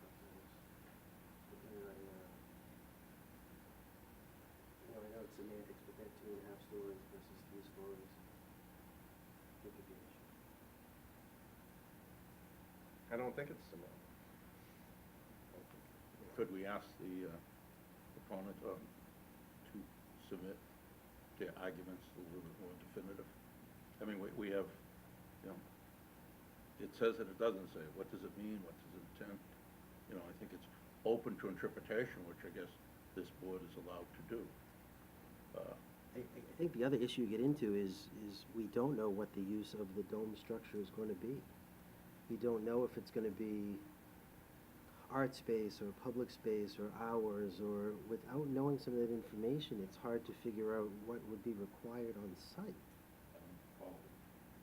Let's say it's, well, Parking, sewage. parking, visitation, sewage, hours, access. They have storage plan. I mean, okay, I don't mean to argue with you, I'm saying, they have a professional engineer designing storage for the entire property, not just. So if the use is versus sewage, if the use is just open public access, how many visitors would that intake versus it was privately leased out space where maybe you only have an open house once a month? You're gonna have to put those vehicles, trips, there's trip generation that's gonna be added into that? Compared to its former use as a restaurant. You know, so Your if, business plan, if there was a way maybe to just have a couple of the options, just so we have an idea. Let us submit something, first of all. Get an idea what- We want to limit the activity in terms of parking, in terms of sewage and so on. So we'll submit something that I'm confident will satisfy you, and then any changes, if ever proposed, would have to come back to the board. With regard to the building height issue, I think it's black and white. I don't think there's any question but that the height limitation in the business redevelopment district is 35 feet, period. That's what the bylaw says. We will submit some opinion about that, but I think that to suggest otherwise, it would be simply a dereliction of your duty to follow the bylaw. I think it's 35 feet, no ambiguity about that. The only ambiguity is whether 35 feet for the 3 stories is not safe, or 2.5 stories, which is the only thing that's ever referenced in the bylaw with respect to. But that's not the 2.5 stories only appears in a section of the bylaw that provides the building height for other districts. Right, so why would you assume it's different for this district? Because the only section of the bylaw that sets forth the height for buildings in the business redevelopment district only says 35 feet. It doesn't say 35 feet, 2.5. It doesn't say 35 feet, 3.5. If you could fit a 4-story building in 35 feet, there's no prohibition against doing so. Yes, what I look at that is, all due respect, so what? 35 feet is 35 feet, is 2.5 floors. I mean, I understand the restrictions on the second floor, but I think the magnitude of this project, I hope we don't get hung up, and I guess it's up to others to defend to us whether it's 2.5 stories or 35 feet, and what's the significance of that difference. We'll submit something on that as well to try to help the board reach the right conclusion. Anything else? Yeah, but not for Mr. Ahmed. I would like to get some kind of a response from the town assessor regarding the dome itself. Regarding its usage, when would it be required to be on a separate parcel versus considered part of the condominium complex? Or if that even applies. Well, different uses are permitted by right. You can, obviously, mixed use is encouraged in the business redevelopment. I just want to make sure that if it's not under complete control of the condominium association, the assessor is allowed to have everything on one lot. Let the assessor submit an opinion. Yeah. I just don't know, understand, I don't know what we've tried to be responsive. For instance, the board asked if we could hook up to the sewer, which we'd love to do. We've got a letter, which we've submitted to you, from the wastewater superintendent that basically says you can't, and she said why. I'm happy to get an opinion from the building commissioner, for instance, regarding the height issue. If there's something you need from the assessor's office, we'll try to get that too. I'm not sure I understand what it is you're looking for, We can though. just ask the assessor, what is the definition for the dome property to be included as one lot with the condominium association versus if it would ever need to be separated? I'm under the impression that if the condominium association is not under control of the dome structure, that the assessor's department may not be able to assess it as part of the condominium complex. It may have to be on a separate parcel. I just want to make sure that doesn't apply. I don't believe there are any circumstances under which the town would require the dome to be on a separate parcel. So if it doesn't, it's fine. I just want to get an answer from the assessor. Anything else?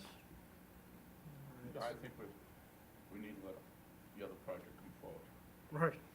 So what do we have for dates? We have March 21st and April 18th. I'm guessing March 21st might be too quick. I will not be here on March 20th. Okay, so we have the 18th and Yeah, planning board is not gonna be done with this, I don't think, until the end of March.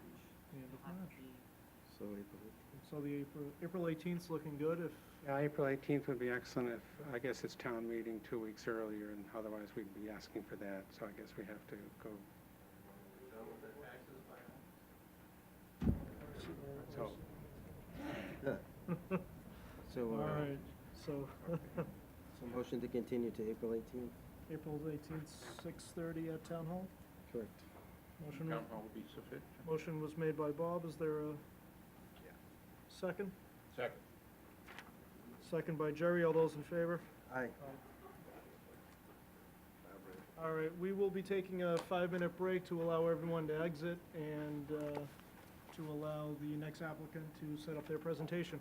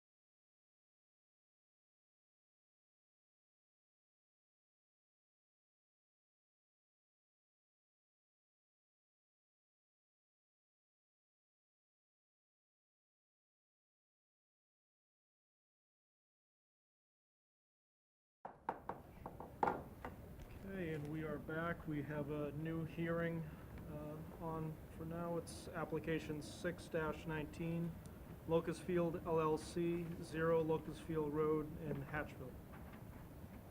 So, being all persons deemed affected by the Board of Appeals under Section 11 of Chapter 48 of the Mass General Laws, you're hereby notified that Locust Field LLC of East Falmouth, Mass. applied to the Zoning Board of Appeals for a comprehensive permit pursuant to Mass General Laws, Chapter 40B, to construct 12 single-family detached units, 3 of which will be affordable, on subject property known as 0 Locust Field Road, Hatchville, Mass., map 27, section 2, parcel 11, lot 2.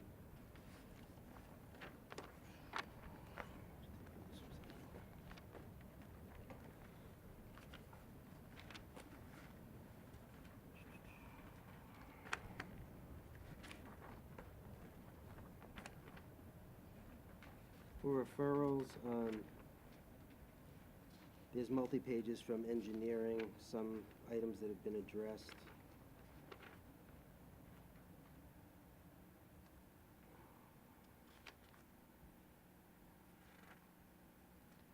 Some comments with Water Division.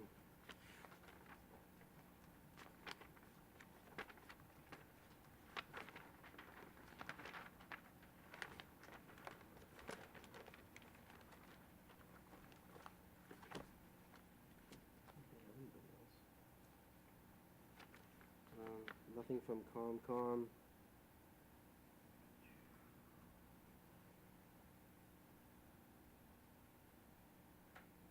Comments from Falmouth Fire and Rescue Department. The Fire and Rescue Department has no concerns with the proposed layout of the development nor site access. We also have no issues with the proposed locations of the fire hydrants, although we do support having the water main extended to Gifford Street Extension in order to create a looped main, which would increase reliability and pressure and flow.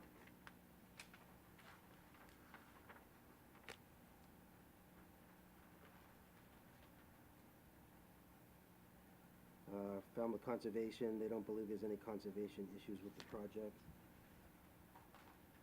And then we have 20 letters at large in support, no letters in opposition, and none of the letters in support are from direct abutters. I guess that's it. Okay, and for the applicant tonight? Thank you, Mr. Chairman, members of the board. My name is Laura Moynihan. I'm a Falmouth attorney representing the applicant Locust Field LLC. The principal is Mr. Dan McClone, who's here in the front row. And with me is Mike Borselli from Falmouth Engineering, who's the project engineer. I know that we're a little short on time, so I'll try to be quick. The primary issue is standing for any comprehensive permit project. So under the 40B regulations, the applicant has to have site control. This applicant owns the property. The project eligibility letter has been issued by DHCD for the project, and there is a limited dividend organization by reason of the regulatory agreement between the town and DHCD that will be required for the project. So the standing criteria, I believe, has been met under the regulations. This is a local initiative plan project. You don't often see lit projects coming from private entities or for-profit entities. I know you've seen many of them from the Falmouth Housing Corporation and the Housing Trust.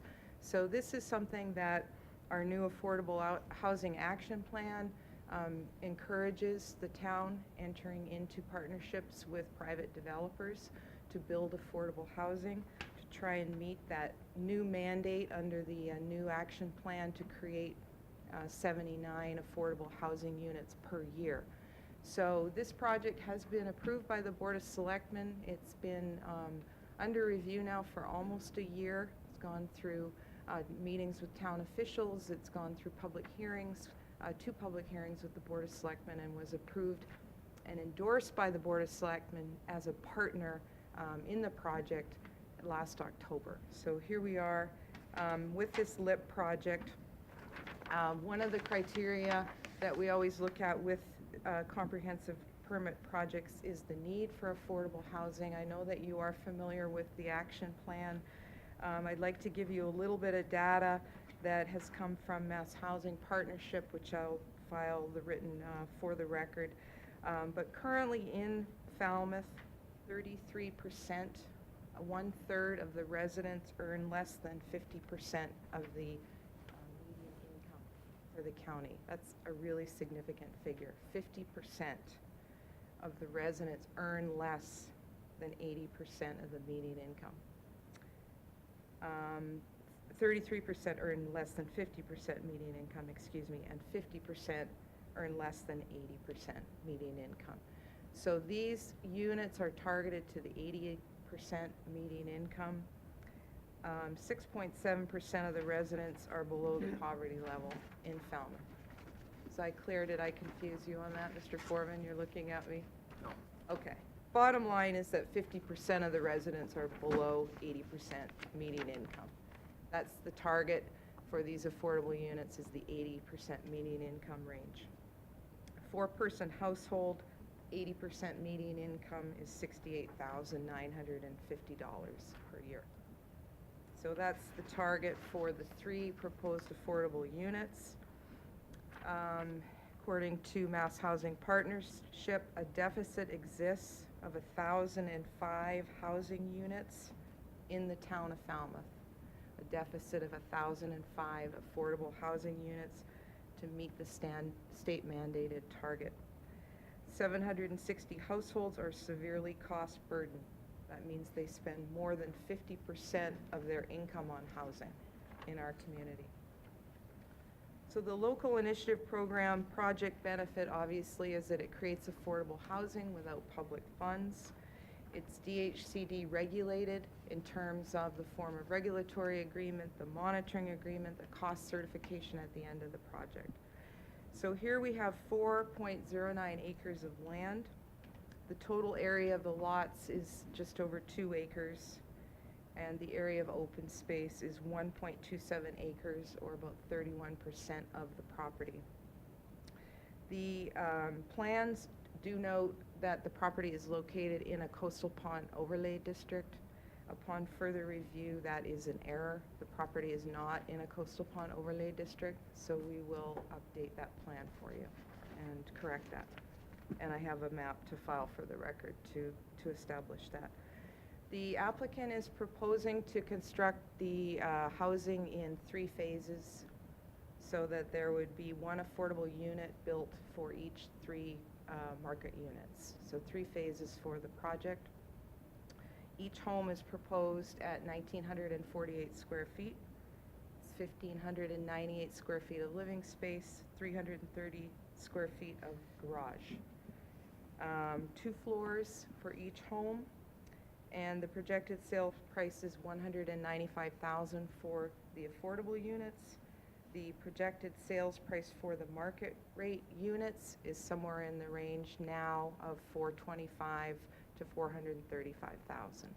Again, this project has been on the books now for about a year since the initial pro forma was done. Since that time, costs have increased, interest rates have gone up.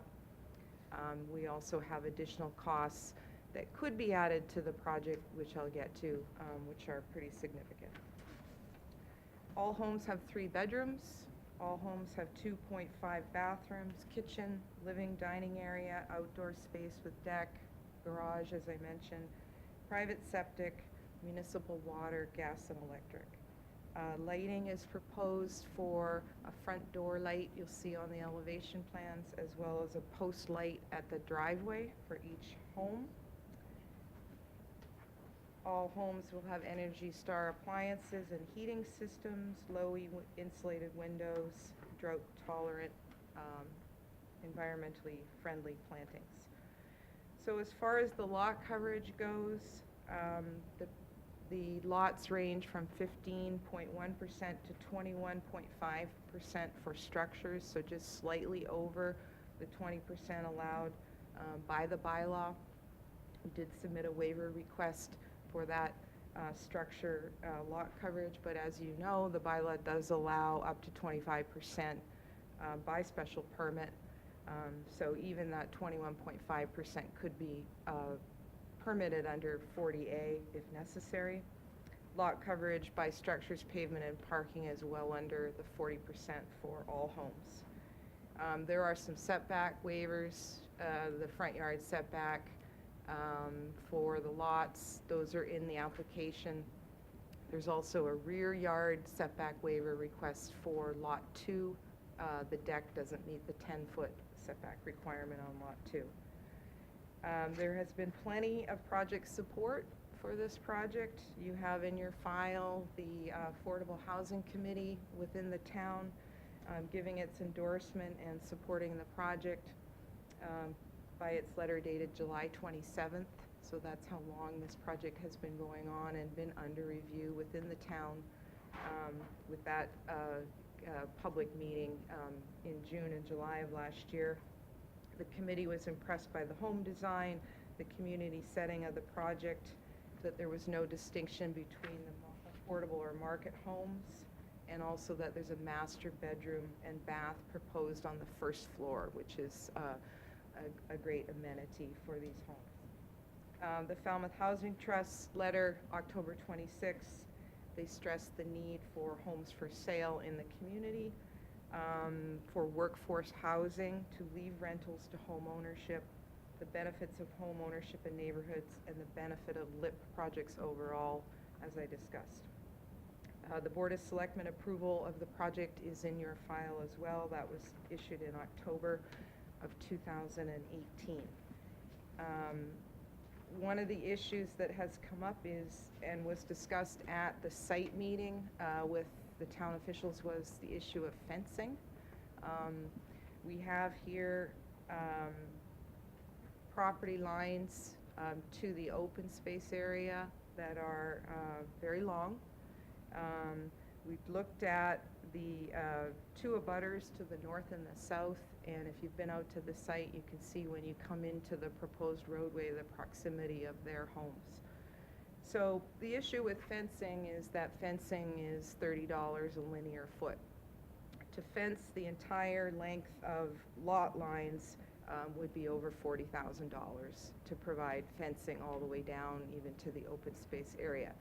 Here, you know, it is a naturally wooded area. That's part of the beauty of the area, is that you have these wooded buffers that are natural on both sides of the project. So, but we did look at those two locations on the north and the south, and the applicant, and we can submit a sketch of this to the board if you want.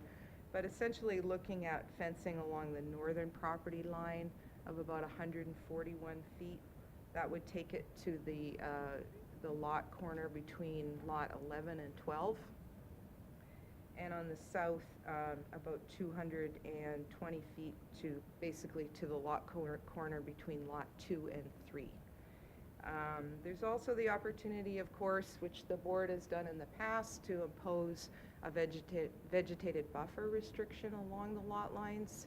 Here we think that 5 feet of vegetation could be maintained under a comprehensive permit if the board felt that was necessary. So again, we recognize that we do have homes on either side of the entrance, but aside from that, the remaining property is woods. The open space area would remain woods, and we would expect would be restricted that way within any permit that's issued.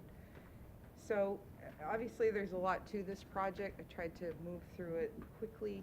I know you may have questions. I do have some additional cleanup filings as well. So I filed the rear waiver setback letter. So I'd like to file that. I'll file the coastal pond overlay map to just show that the property is not in the coastal pond overlay.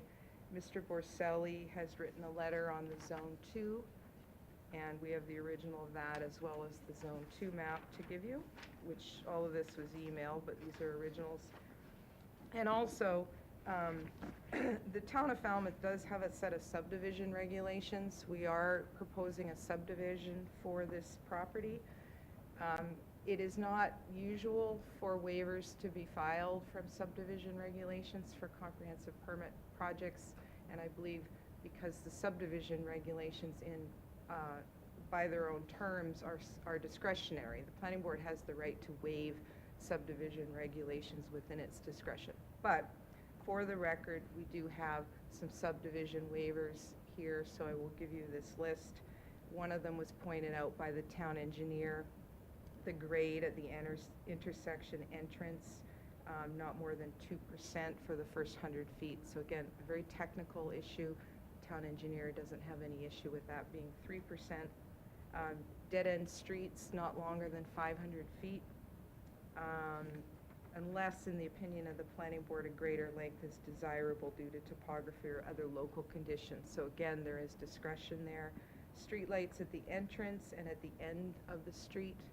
Here we're proposing the pole lighting, and there'll be lighting on the houses, and trees planted on both sides of the right-of-way at intervals not exceeding 40 feet. Again, not a commonly applied provision for subdivision approvals. But just to make sure that the record is complete, I'm going to give that to you.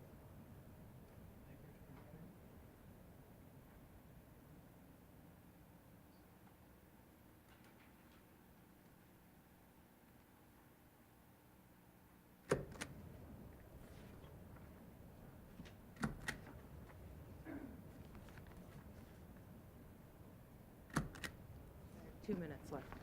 So, okay. So essentially, that's the presentation. Generally speaking, this is a 12-unit project on 4 acres.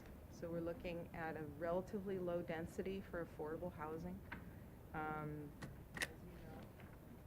It is a project that is in keeping with the new Affordable Housing Action Plan that is looking for more dense development in clustered type subdivisions. So it is in keeping with that. It's also in keeping with the local comprehensive plan that talks about cluster development, preservation of open space, looking for innovative ways to create more affordable housing. So I think that the project as a whole meets what's being put forward in the Affordable Housing Action Plan. DHCD has approved the project. The Falmouth Housing Trust will be the monitoring agent for the 3 affordable units. The market rate units, one of the key components of this project is that we are trying to keep the cost of the market rate units down to be so-called workforce housing. This is not a project that's proposing to sell market rate units at $500,000 or $600,000 like you see in other projects. This is a project where the developer is committed to trying to create a year-round residential neighborhood. So all of these costs, you know, the water department requesting an additional $30,000 of water main, fencing, you know, all of these things, you have to take those costs and you really have to divide them by 9 units. And whatever those costs are, they get tagged directly on to the cost of the market units, because the affordable units are being sold at $195,000. They're a loss. So whatever additional costs this board may impose in terms of conditions, those costs are going to be directly passed on to the cost of the resale of the market units. That's how it has to work. But there's also a ceiling there in the cost of what you can sell this size of market rate home for. You know, we're looking at just over 1,500 square feet of living area. These are not large homes. So right now we feel we're getting to that ceiling of what can work for the project in those market rate homes. That's a good ceiling in terms of being able to look to the future of selling these on the basis of workforce housing. But you know, it's not the type of project where you have seen in other cases where you can add on cost after cost after cost after cost, because eventually it's just going to bottom out, and you're not going to be able to sell the market rate units for whatever costs you're adding to them. Okay, so thank you for your consideration of the project, and happy to answer any questions that you may have. Just A question on the waiver on Lot 2. Is that setback because of that deck? It is, and we did look at that. The house could be flipped. Is it, yeah, that's what I was asking. Is it Yeah. possible to do what you're doing on Lot 10? Yeah, yeah, and we could do that and submit a revised sketch. And I don't know if it, without measuring it off, if it could meet the 10 feet, but it looks like it can or would be very close to it if that house was flipped. And I know you mentioned the vegetative buffer, so when I was walking the lot, figuring out where the houses would be, it seems like you'd pretty much have to clear cut. Are you expecting that there'll actually be vegetation at the edges of the lots? Well, we talked about that with Mr. Borselli, and he could comment too as well. I mean, you do have some septic systems, but we did feel that we could get 5 feet in there, you know, in terms of an uncleared area on this property, even though there is wooded property on the abutting, both of the abutting parcels already. It's woods on both sides. But as an added protective measure as opposed to fencing, we think that we could do that. And we could show that on a sketch for you if you like. And on the, when I went out there, and thank you very much for staking the corners of the houses. I assume those are without the decks? That's just the main Correct. structures? House corners, yeah. My only question right now is that, so in front of the driveways, you see what looks like sidewalk area. Is that green space or an actual sidewalk? Or? We do show a sidewalk on the road profile plan, yes. And a bus stop, I should have mentioned, is proposed at the entrance at Locust Field Road for children. And do you have a suggestion of which units you're looking to make affordable? 2, 3, and 5. On the sheet 1 of the plan and profile, that's note 8, 2, 3, and 5. That's all I have. Ken, any questions?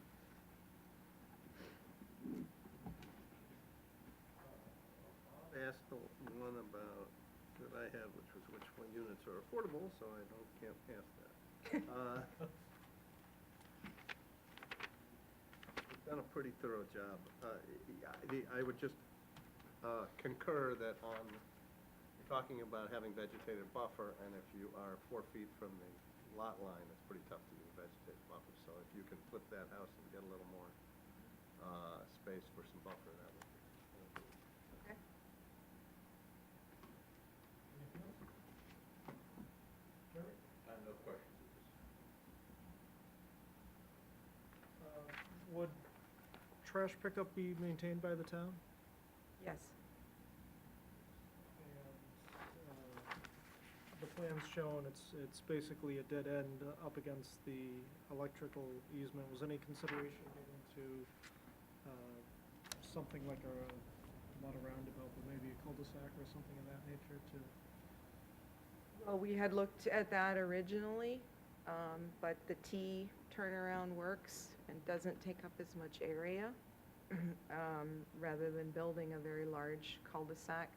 Fire department was fine with the T turnaround. It is allowed under the subdivision regulations, so that's why we went with that. So you addressed my second question regarding emergency vehicles. That's Yes, we reviewed that early on with the fire department, and they don't have any objections to the road as shown, and neither did the town engineer. And was there any consideration, any sort of community space, given that it is an agricultural, or agriculturally zoned, maybe community garden or anything like that? Well, we went back and forth on that. In the beginning, we showed some, grass area within the open space, and then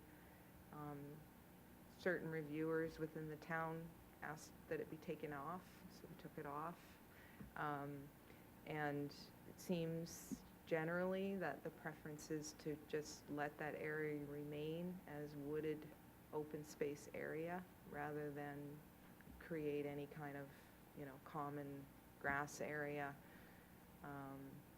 So, it is in relative close proximity to the high school, where there is a large open space, recreation fields, track, things like that. But certainly be willing to consider any comments the board has on that point. And when you reference open space, are you referring to that narrow strip that backs up against the town-owned parcel 3? Yes, on the plan, it's actually shown, you'll see on the plan,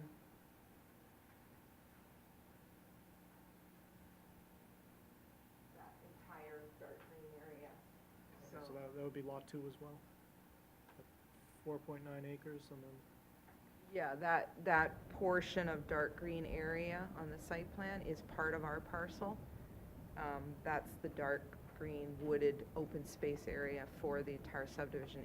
It's part of the lot. It's the same lot. That's the electric easement area. So it's actually a pretty significant distance. It's about 200 feet. with that easement in mind, are you prohibited from any sort of development of that portion of the property?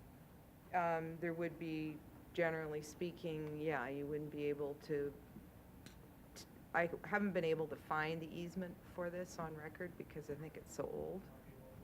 But generally speaking, if you have a utility easement like this, an electric easement like this, you can't put structures on it. So I think that's a fair statement. You'd probably have Although the I haven't seen the wording of the easement, but I'm expecting that's the case. You probably have the same problem with plantings, because the easement, you know, there were certain sections of town where because the easement, they were taking down the trees and...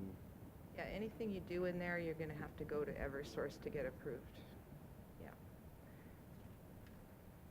So, but that doesn't mean you can't clear it, you know? So people say, well, you can't do anything there anyway. Well, you could clear it, you know, and we're not clearing it. So it is true open space, even though it is easement area. It's still, presumably, if the board is inclined to approve the permit, there would be a restriction added to the permit that it remain in its naturally vegetated condition, which would be fine. Well, I do have a question regarding that, because it seems, I mean, if the utility company decides to clear it for you, and we have a condition like that, then what? Well, the utility company, Mike, do you want to come in? Yeah.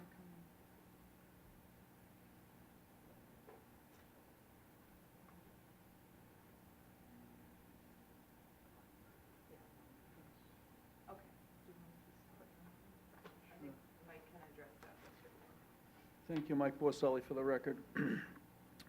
The utility company, well, they reserve a 200-foot wide easement, are only using a limited area of it with the utility poles, and they meander close to where that lighter green band is through the darker green. So I would say a good 100 feet of that overall 200-foot wide easement closest to the development is of no interest to them unless they were to expand this significantly, which I don't think they have any plans to do. So that would remain in its natural state, or its current state, I should say. And you know, the utility company is subject to the Cape Cod Commission. The Cape Cod Commission has a regulation that you can't clear more than 1 acre of land without going to them. So, I mean, there is kind of a built-in checks and balances there with the utility company, but we don't expect. But to answer your question, the utility company would trump the comprehensive permit. Anything else from the board right now? We'll turn it over to public comment. Does anyone wish to speak in favor of the project? Anyone in favor out there tonight? Seeing none, would anyone wish to speak in opposition? I believe there's a, sir? Yes. I have a feeling you represent abutters, is it? Yes. Okay.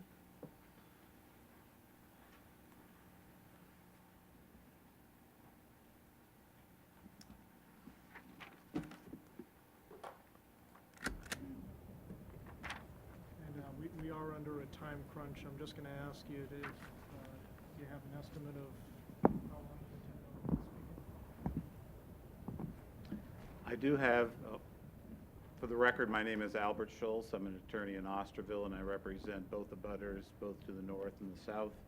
William and Mary Jane Marston on the south, and Joseph and Carol Bento on the north. I do have a written submission to make. I'm substituting for my son tonight, Michael Schultz. So I do have a written submission, but I would like to highlight those comments. Great. I would say I could probably do it in less than 10 minutes. Sounds good.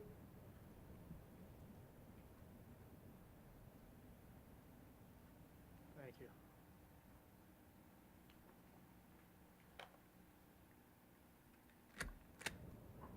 As you can see on the plan that's been filed, it's Lot 2 on a recorded plan from 1989. Although it states it's 4.09 acres, I think that's a bit of a misrepresentation because there's over an acre that is under the Cape and Islands, Cape and Vineyard easement, which is, I think it's about an acre and a quarter. So really, we're talking about developing 3 acres with 12 three-bedroom residences. On the roughly 3 acres, the developer is proposing to build 12 units.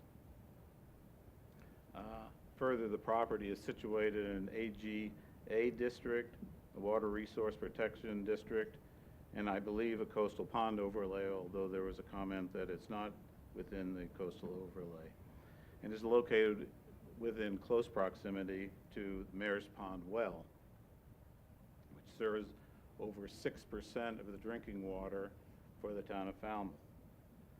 As to direct abutters to the project, my clients have some concerns about the project. The principal concern is fencing.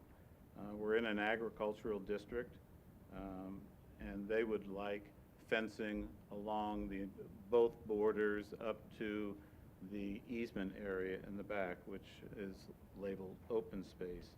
Now, labeling it open space, I believe, is also a bit misleading because I've had a lot of experience with Cape and Vineyard and Eversource, and they're very protective of their properties. In fact, I represented a lady in Falmouth who mislocated a house, and they had a 3-foot overhang on the edge of a 200-foot easement, and they made her take the 3-foot extension off and went to court to get it forced on her. There are 7 dwelling units along the Marston's side.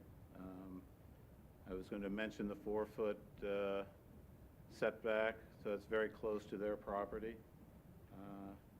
Not only do the Marstons have horses, but they have begun to clear the land, and they intend to add additional livestock. Similarly, along the Benthos line, developers proposing to construct 5 dwelling units, which are situated roughly 10 feet from the boundary line. The only landscape plan that we have seen reflects very sparse plantings and lawn areas that run up to the common boundary line. We believe that the failure to provide for a fence along the common boundary lines in an agricultural district is a significant safety hazard both for our clients and for the potential residential dwellers in the development. Accordingly, we would request that the following be included in any approval. Prior to construction, the developer shall install an 8-foot chain link fence with slats and concrete anchored posts along the common boundary lines 1 to 12. The maintenance of the fence should be required by the Residents Association. In addition to the fencing, my clients are also concerned with there's been no referral or comment from the Board of Health. the clustering of 12 three-bedroom residences, we believe, on less than 3 acres is really probably may not be appropriate in this area. They do have, especially with the proximity to Mayor's Pond well, so it certainly, I don't believe, can have a positive effect on the drinking water supply. There is alternate technology in septic systems, and we would request that the board consider making that a requirement, or at least look into it and see what the possibility is for obtaining or requiring alternative septic system. Those are my comments, brief comments. Thank you for your consideration. We would request, if this goes forward to another hearing, that we be allowed to comment on at a further time.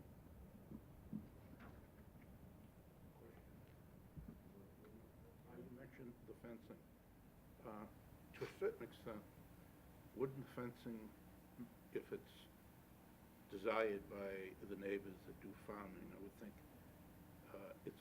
they don't own the land now, but you could have some say maybe they should have fencing.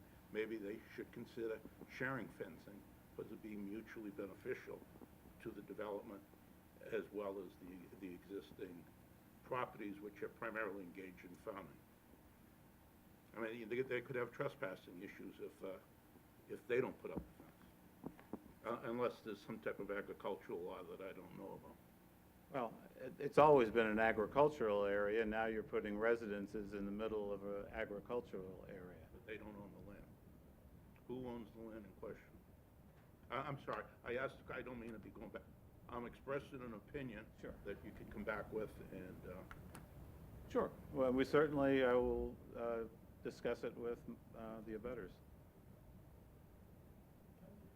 Yeah, so regarding the fencing, you specifically asked for chain link fence, and I wondered why not a stockade fence that would be less, you're less likely to be able to see through. Well, we can certainly consider that too. I mean, our desire is some sort of fencing to protect both parties.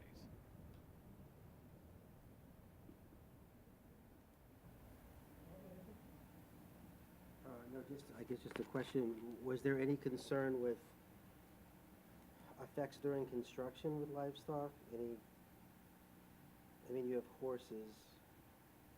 Well, I would hope that during the construction, they would put fencing, temporary fencing up, like most projects do.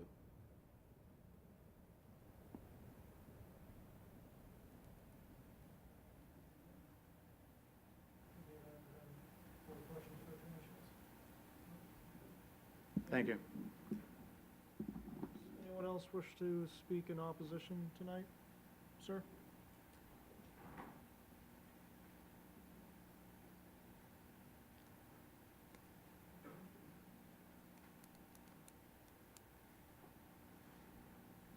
My name's Edwin Zielinski. I'm a past zoning board member, Mr. Chair.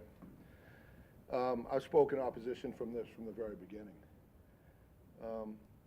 I'm opposed as a farmer, a lifelong farmer, to the lack of consideration to the protection of AGA property. This project will cut one of the last bigger pieces of contiguous AGA property in half. Now, I know that people have said, well, the abutters should have known better. They didn't know better because the information isn't out there. All right? They found out after the fact. I've spoke at every meeting. I know some of you. You know I'm passionate about agricultural land, and I'm going to continue to speak about this. I know there's not a lot that's going to get done, but when you start to look at the plans, and I do that for a living, you're going to see that it's overpopulated. It's going to be overpopulated in there. The project needs to be downsized. When you've got 12 units and you can only utilize 3 acres, and you've got a T turnaround with no sidewalks, what happens to the kids out there playing?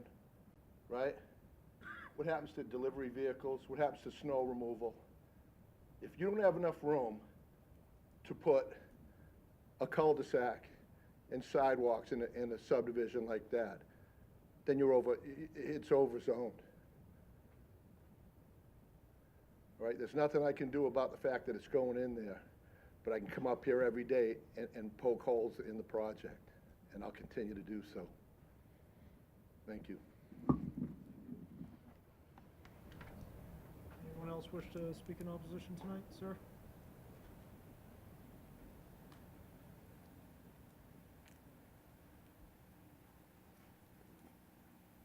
My name's Adam Enos. I live at 448, which is the next lot over to Mr. Bento. And I've lived in this neighborhood my whole life, and I'm very familiar with the woods, the terrain, the area. And I concur that 12 houses is way too much.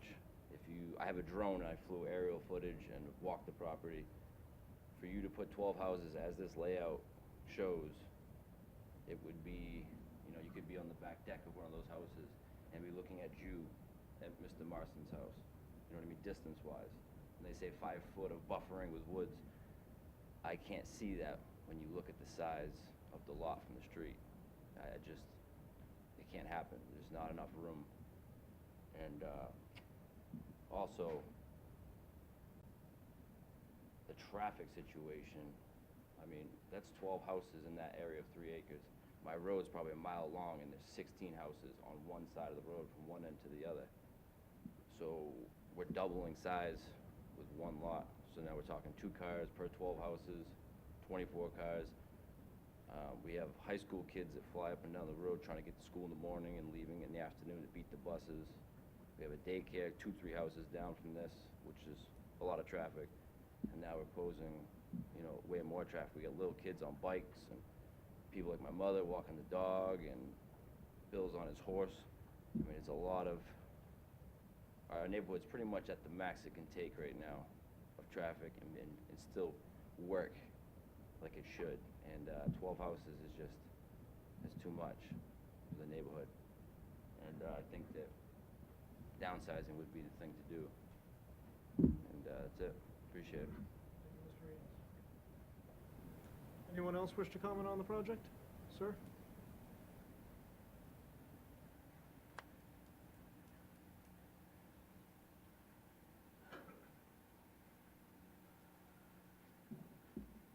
Good day, gentlemen. My name is Joe Bento. I am an immediate abutter. You asked a question about the fence and why we're requesting a chain link fence. I am not a major developer like Mr. McClone, but I have done some building, and I know that when you start to build, as it was initially brought up, cost. So I know that if Mr. McClone agrees to build a fence, he's gonna go down to Home Depot and pick up the cheapest fence he can get, put in the shortest post he can, and hope they last long enough for him to finish their development. And then I will have to start worrying about fixing it or going to the association to get it repaired when it goes down. I requested the anchor fence because simple fact that it's gonna last. Now, the other thing is that he's agreeing to probably put in, I believe, I don't know, I've missed them out, but between 12 and 11, maybe up to 10. Why do I have to have the responsibility of worrying about people, children, dogs, even though we got a leash law in this town? If everybody obeyed it, we wouldn't need a dog officer. Why should I have to pay for a fence where he's the one who's developing the property? I'm concerned about when my grandson and his friends are in my backyard playing in the woods, and these people have dogs, that they could be harmed. I'm also concerned about the short distance with the children. They're gonna look out and they're gonna see my land. They're not gonna know about property. They're not gonna know about trespassing. They're not gonna know. All they're gonna see is a place to go play. And if one of them hurt themselves, I'm liable, and I don't think that's a fair thing to do. So that's why I'm requesting that fence. And it's on my side as well as Mr. Marston's side as well. I know, and I'm no fool, I know that this project is gonna get approved because it's the 40B. But my concern is that I don't wanna have the liability of Mr. McClone making the profit and me carrying the liability of worrying about somebody's dog or somebody's kid coming over and harming into my property and getting hurt. And that's why, all in all, I'm against the project. And I agree, I think there's too many houses. The other part of not having a fence is that I know when it comes time to sell these lots, the real estate agent is gonna say, you got such a beautiful lot here in the backyard, you can sit out on your deck and look over and see all the wildlife and the trees back over there. So they're gonna be end up using my property as a selling point to make their sales. And again, I know it's gonna happen. So that's why I'm considering the fence for the safety of my family, the safety of the families of people who live there, and considering that they're gonna be using my land as a means of selling their property. And that's about it for right now, Okay, thank you very much for your time. Looks like we are running up against the clock here. Attorney Moynihan?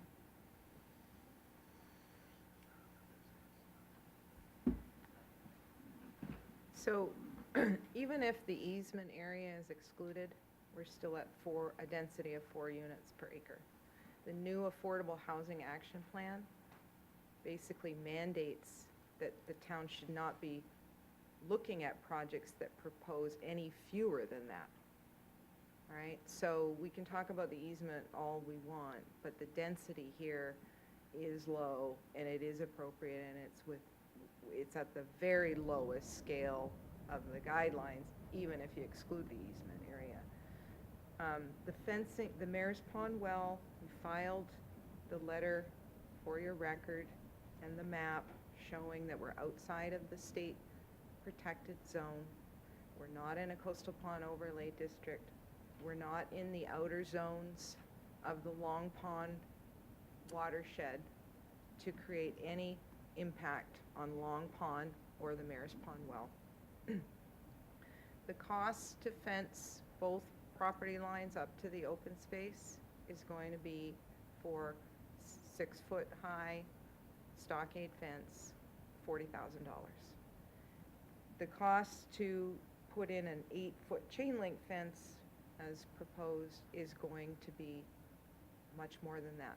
I don't know how much, but it is more costly than the stockade fence. The obligation to maintain the fence can be a permit condition. That gets passed on to the homeowner of the lot. It's enforceable by the town. So I don't think that should be a concern if the stockade fence in how many number of years goes into disrepair. There's no requirement in the Falmouth zoning bylaw, in the Board of Health regulations, or in the subdivision regulations for us to even request a waiver for advanced treatment. I'm sorry, but that's just the situation. We don't have a regulation that mandates it. This was brought up at the meeting with the town officials, which was a public meeting, by the health agent, that there is no regulation that mandates it. So to suggest that the board should look at advanced treatment, which would add $10,000 to $15,000 per lot and probably kill the project, it's just not warranted. There's no regulation to warrant it. I understand from looking at the GIS map, which is in your file, if you look to the east of this property, you see the development on Harriet Road, Locust Field Road, Mayor's Pond Drive. These are similarly sized lots, or to what is being proposed here. So this isn't a piece of land that's just in the middle of an agricultural haven. It's adjacent to a densely developed neighborhood. That's why what DHCD looks at when it comes out to the site, which they did, and they look at the map and they look at what's around it.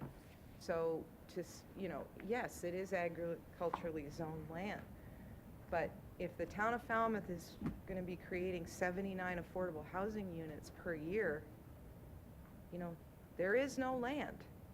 This is the land that's going to be getting used. And, you know, this is where when these action plans come out and this mandate to create affordable housing, this is where people have to come and get involved and voice their opinions. Not, you know, one particular applicant at a time. But the point here is that this is adjacent to a developed neighborhood. And that's, you know, what the state looks at when they review this application. So, you know, we've made a proposal about the fencing. We can switch the house on lot 2. I suppose it would be up to the board to decide conditions. But we've objected to the suggestion that there should be a water main connection, and I put that in writing, and I think you all have that. So that $30,000 cost plus a $40,000 cost with fencing, even stockade fencing, that's going to add probably $7,000 or $8,000 in price to each market rate lot. It just, that's the reality of it. So the board will have to decide how they wish to address that, I guess. But those, you know, those are the issues for trying to keep that market rate cost down. Thank you. We would be looking at a continuation date since we are out of time, basically. Could we suggest that we leave the record open for written comment only? Excuse me. Excuse me.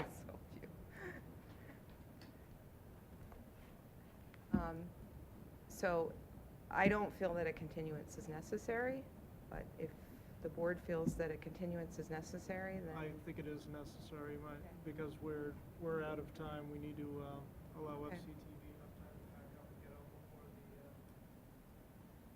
the security alarms go off I'll here. move that we continue this.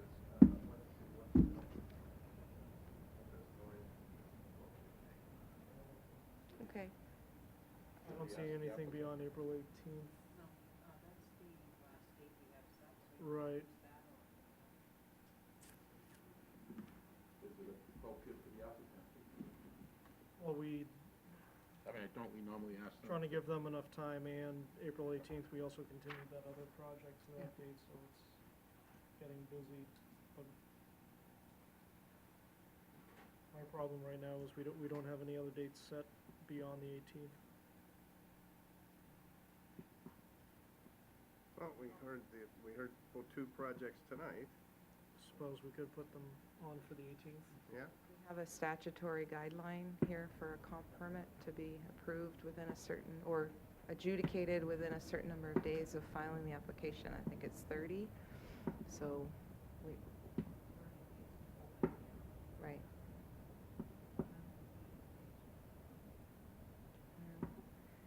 Anyway, I'm not sure On that's... the 18th? April 18th? That's the first available date? I think that's what we're looking at.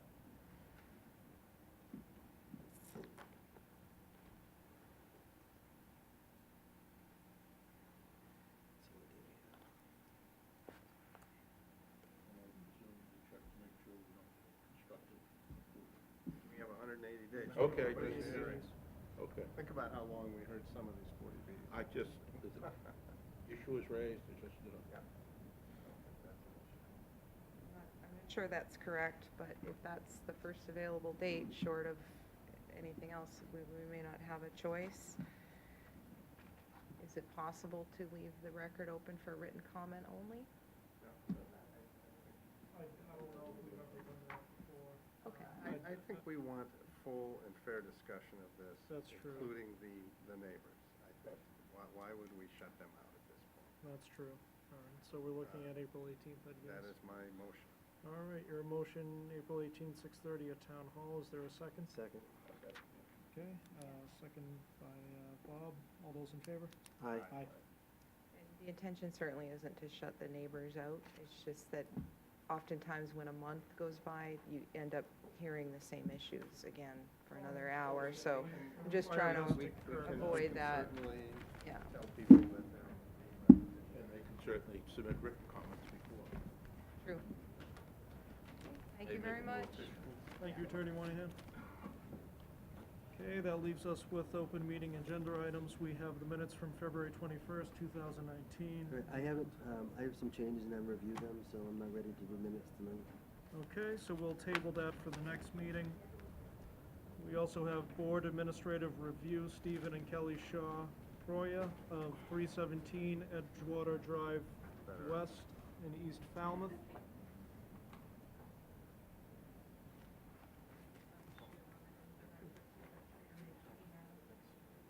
Do we have staff recommendation on that? I have actually not looked at that.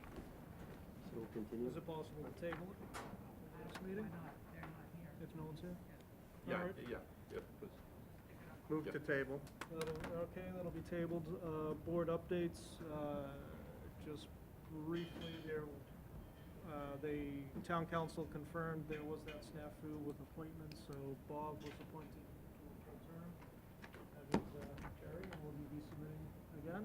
I think they're gonna open up the application process. Right. I actually stopped Fantastic. into town hall, to Rudin's office, to the selectman's office to ask about that.